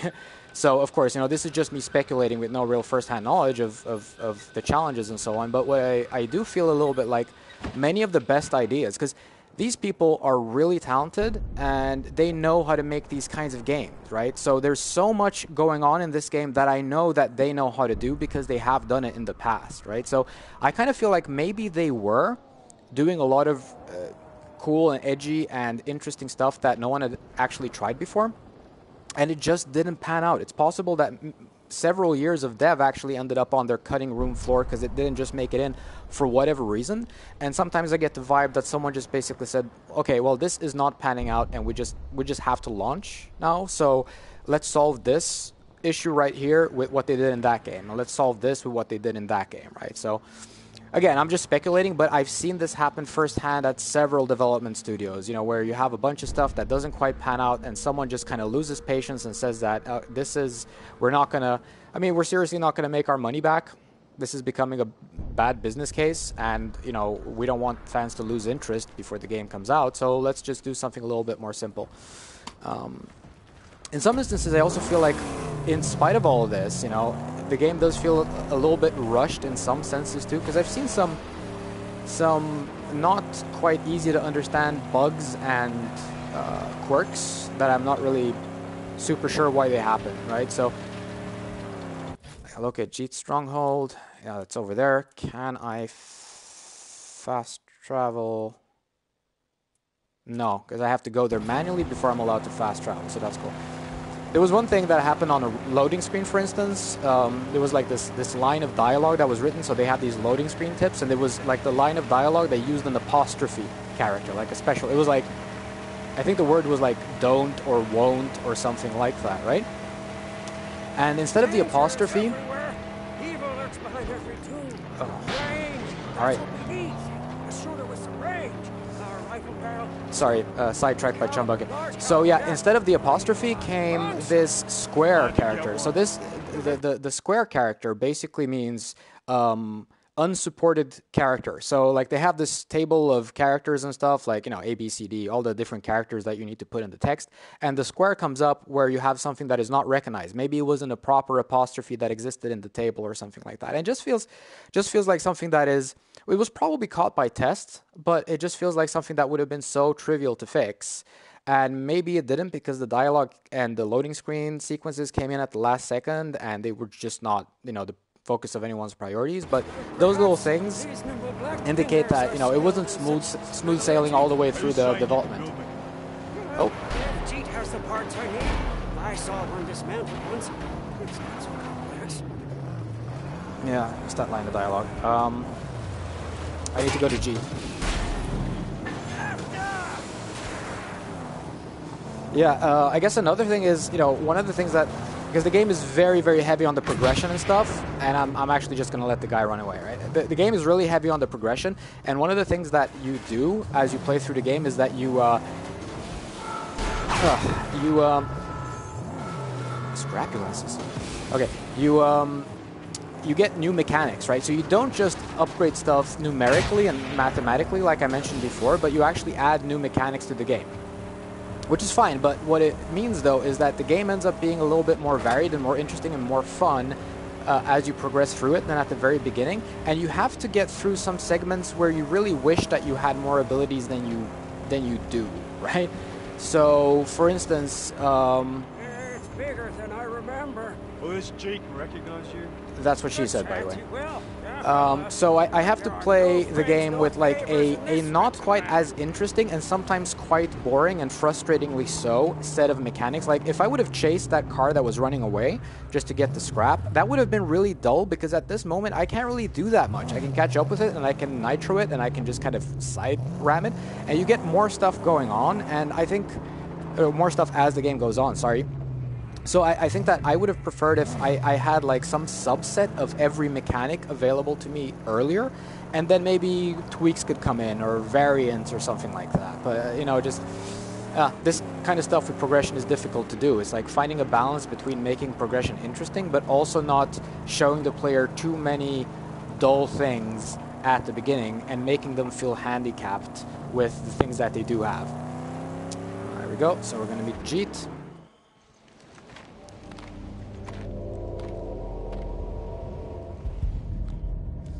Announce your business, or learn to love a bolt in the brain.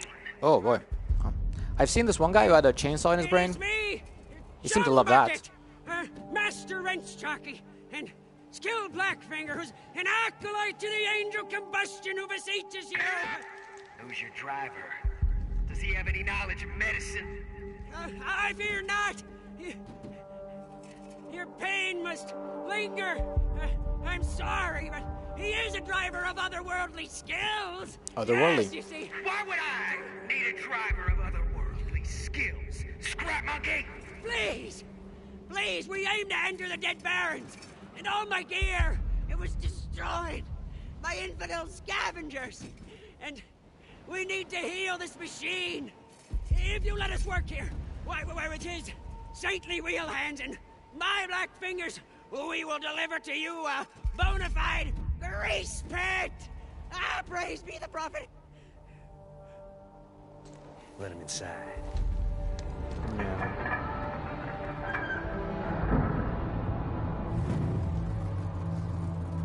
I think this character's bio, Jeet's bio, says that he doesn't trust Chumbucket. And later you meet another NPC, it's also head of a faction, who also doesn't trust Chumbucket, it says. So I have a feeling that Chumbucket may at some point betray me. Not sure, but it may happen.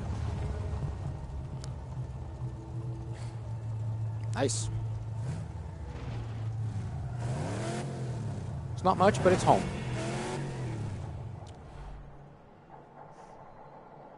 Hey, driver of otherworldly whatever, come up here and wanna know why I let you in here? I wonder. Me too, huh?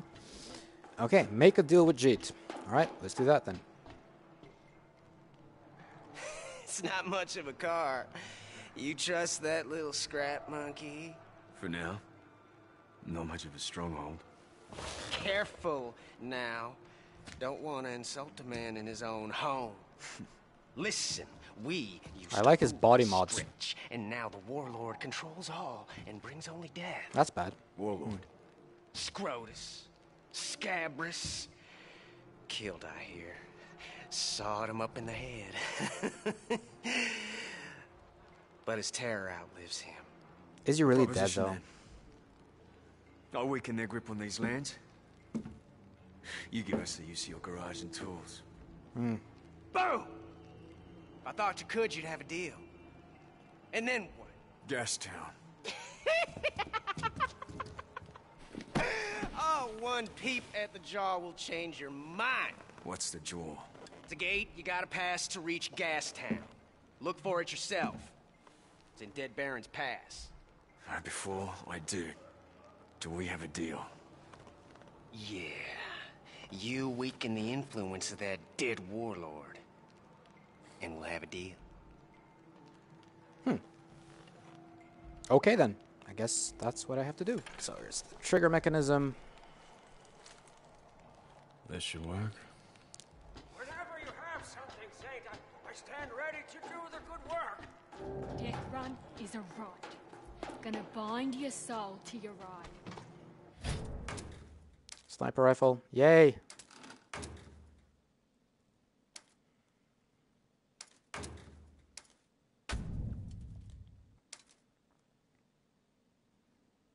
Okay. Long shot installed and ready for action. I'd say we have gained us an upper hand. Cool. I need to exit the stronghold.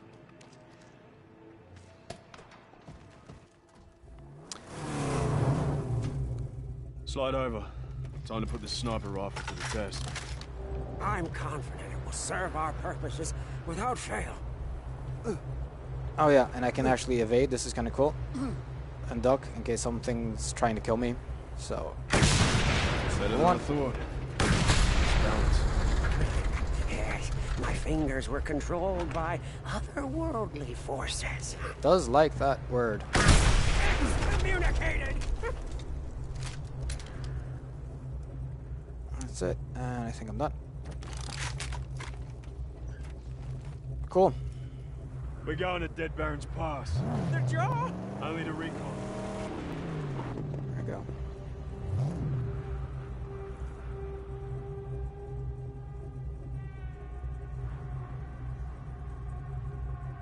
Long shots up ahead. I see them. I could take him out with a sniper rifle. The what? The long shot. Oh, I have a few rounds. Make them count. Okay, that guy. Quite the Scratch one. viewing and draw You're a distance. wizard. The long shot. It's 2. How many more are there? Maybe I need to use the binoculars. I cannot change to binoculars from that position, but I don't know. Are there any more of them? I don't think so. Long shot is your wand. This game is packed with double entendre, and I know some of the guys who wrote the dialogue, I think wrote the dialogue, and it explains a lot actually. Okay. So I need to do this recon mission. Keep your head down. I need to. I'm gonna take a look.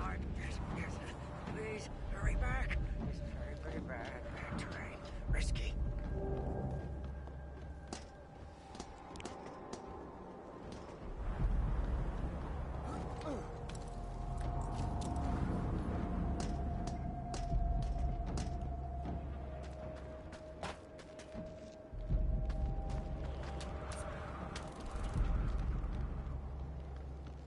Someone here!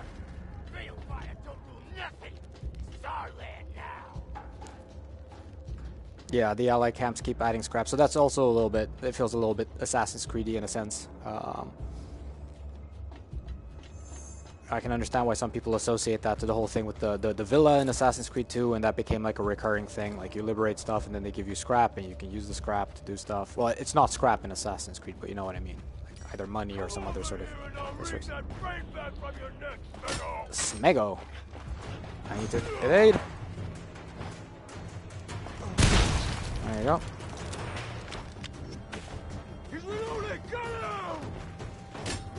See if I can dodge the guy again. Oh boy. I can't actually hit the... Oh boy.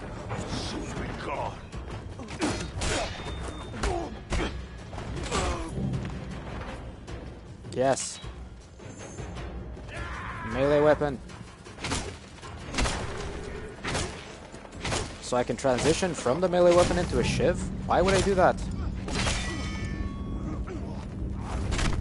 Yes, Fury.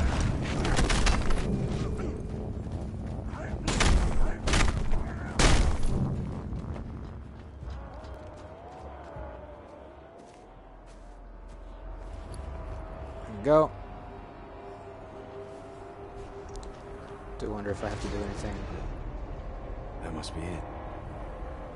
We're not ready to take that on. Not without some preparation.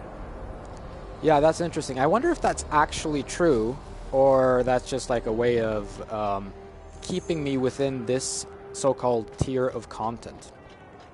I mentioned this a little bit when I did my Bloodborne thing. So needs more power and grip. the idea of a content tier is that you have these tiers of content behind lock and key, sometimes literally. We're coming back to the whole thing with Super Mario 64, where you have to use the key from a boss to actually unlock some of the later levels, and so on and so forth, and that's how the game progresses. So it's kind of the same thing here. You have to stay within this tier of content until you've done enough stuff within this tier of content to unlock the next tier of content, and then it lets you... So it's kind of like circles, almost, in a way. Or loot. So like these concentric circles, if you will. Okay, let's go back. And try not to die for no good reason. Especially by falling down, because I'm feeling a bit too eager. Yes, okay, back to Jeets. And now is actually a good time to attempt the fast travel. Am I allowed? Yes, so I'm fast traveling to Jeets. Quick fire. Right. Let's see. I forget if we have these scrolling. Yeah, we do. Scrolling hint tips. Let's see if we can get one of the ones that has the square apostrophe error. I'm going to wrap this up after going to a very specific mission, because there's another little quirk that I want to show off. So. Here it is, Saint. My plans for the Jack. Oh, she'll be perfect. Speed, power, tenacious durability. Take a look-see. Take a look-see. Right? So the Jack is kind of like a configuration. So they have these blueprints. Game has these blueprints that require certain configurations to make a so-called Archangel. So I'm going to press the square button, go to Archangels, and there you go. So it shows you the upgrades needed to actually make this. So it's like a given configuration of the car. You need a certain type or a certain number and type of upgrades to actually qualify for having an Archangel. And once you have that, then it's basically saved as like this discrete entry in your vehicle list, and you can actually jump between configurations depending on what you want to do, right? So I need this, so it tells me what, you know, the requirements are and so on. So it's actually pretty straightforward. I don't know if there's any of this that I can actually install. I don't have this, so deep treadies, sure. Got that one.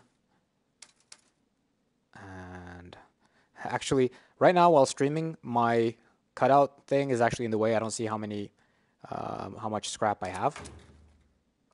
Oh yeah, right. I need to get this. So anyway, I'm just gonna keep upgrading stuff for as long as I can, so I can do the Bantam V6. That's cool. And yeah, so I need to lower the threat for some reason so that I can actually get that part. Still not quite obvious how that is connected. And I need to play a different Wasteland mission. Here we go. So let me get back out, and he's gonna tell me. Alrighty, proposition.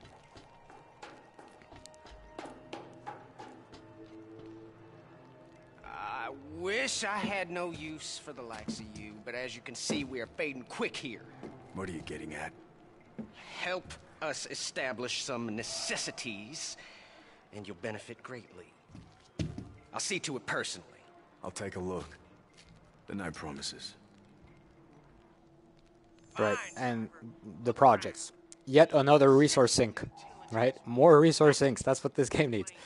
So yeah, there's a lot of different stuff that I can do by just shoving resources into it, and then that kind of upgrades the stronghold. Now, here we go. I think this is the one. Saint, I've been wondering. You recall our companion, Saint? The Dinky D? The dog. Do you think he made it out of the inferno that was once my tabernacle? I don't know. Burnt to a crisp. Or food for somebody. No, I think he made it out. yeah? He's got a survival instinct, that little one. Yeah, and a limp.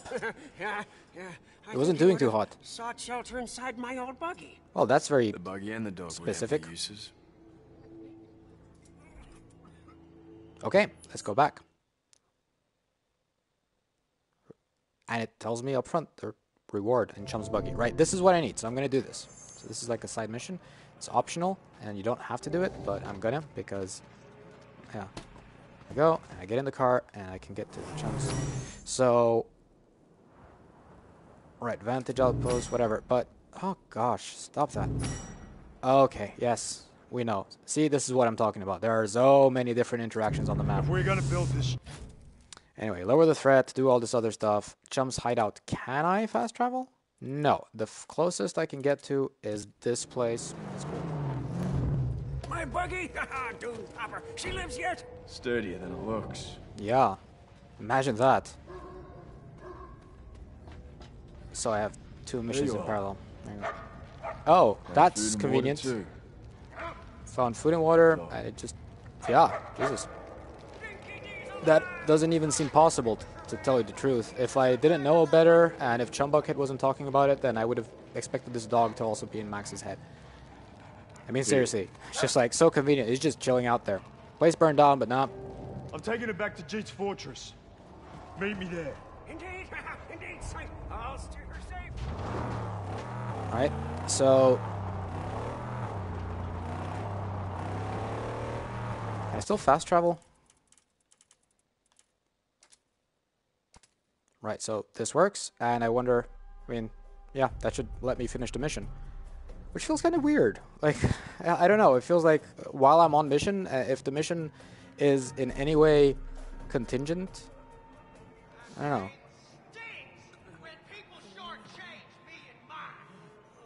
Oh.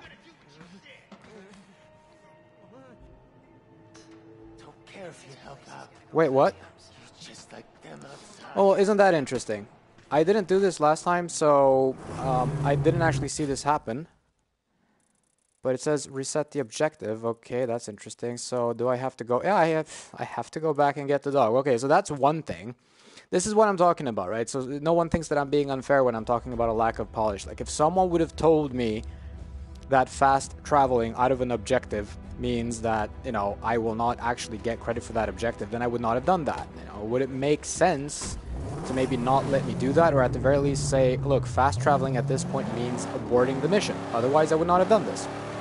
But no, I have to go through the entire experience of the loading screen and so on and so forth, and just kind of find out through trial and error, right? Okay, now I just have to manually get it there, because, as it so happens, I believe that the utility, the use of the dog is going to be made apparent, you know, on this trip back to Jeet's headquarters.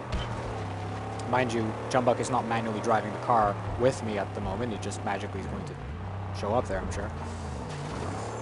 There we go. The dog can detect minefields, which when cleared will reduce threat in the region. It's not bad. So that's a cool little mechanic. It actually feels a little bit... it's kind of cool. It's not like super straightforward. It's not just a thing that comes up on the screen. Like the dog pops up like this, and he's going to turn his head in the direction of where the mines are, and then you manually have to walk up to the mines and actually, you know, defuse them and stuff. So it's a cool little side mission mechanic. I actually quite like it. It's pretty cool.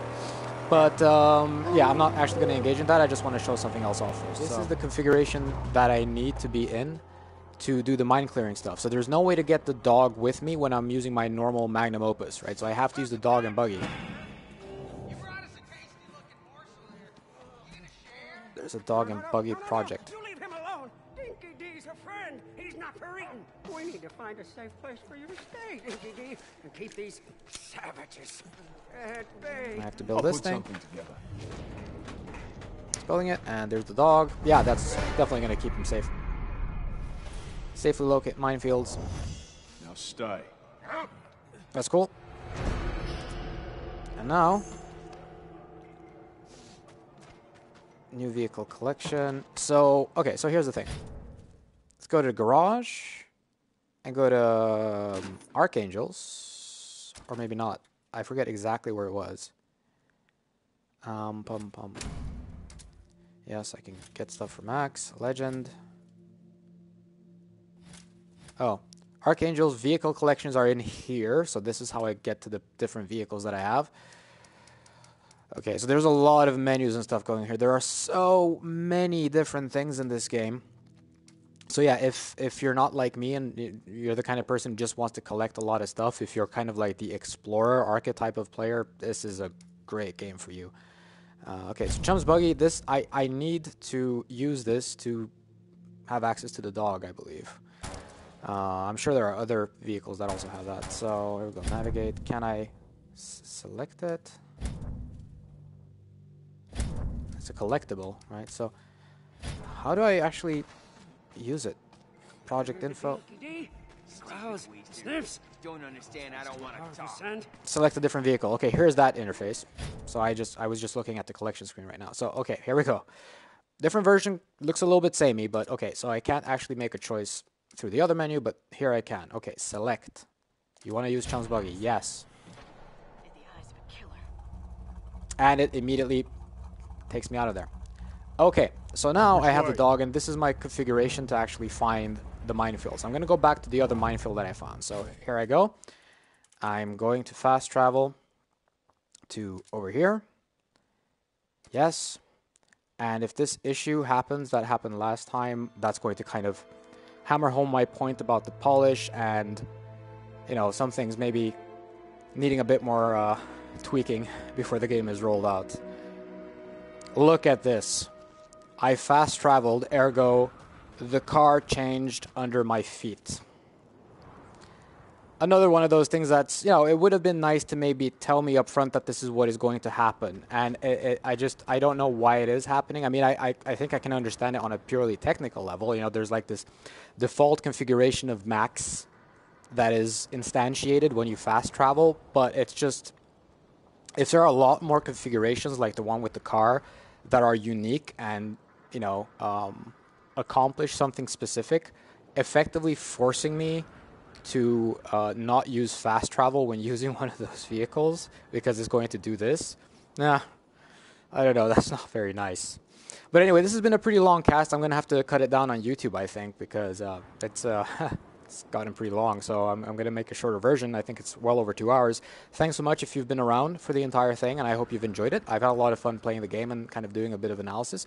All in all, I actually think it's a great game for people who want this kind of experience as I've presented it. If you're the kind of collector person who just really likes to have a lot of different stuff to do and you love the idea of progressing and you know, you don't mind the fact that you have to put a lot of effort in before you have mechanics available to you that I might feel that I'd want to have earlier in the progression, then rock and roll. And it's been a bit of like a divisive game, right? Because it's I think the Metacritic is pretty decent, and you have some people who are absolutely overjoyed with every aspect of it, and some people who are a bit more critical.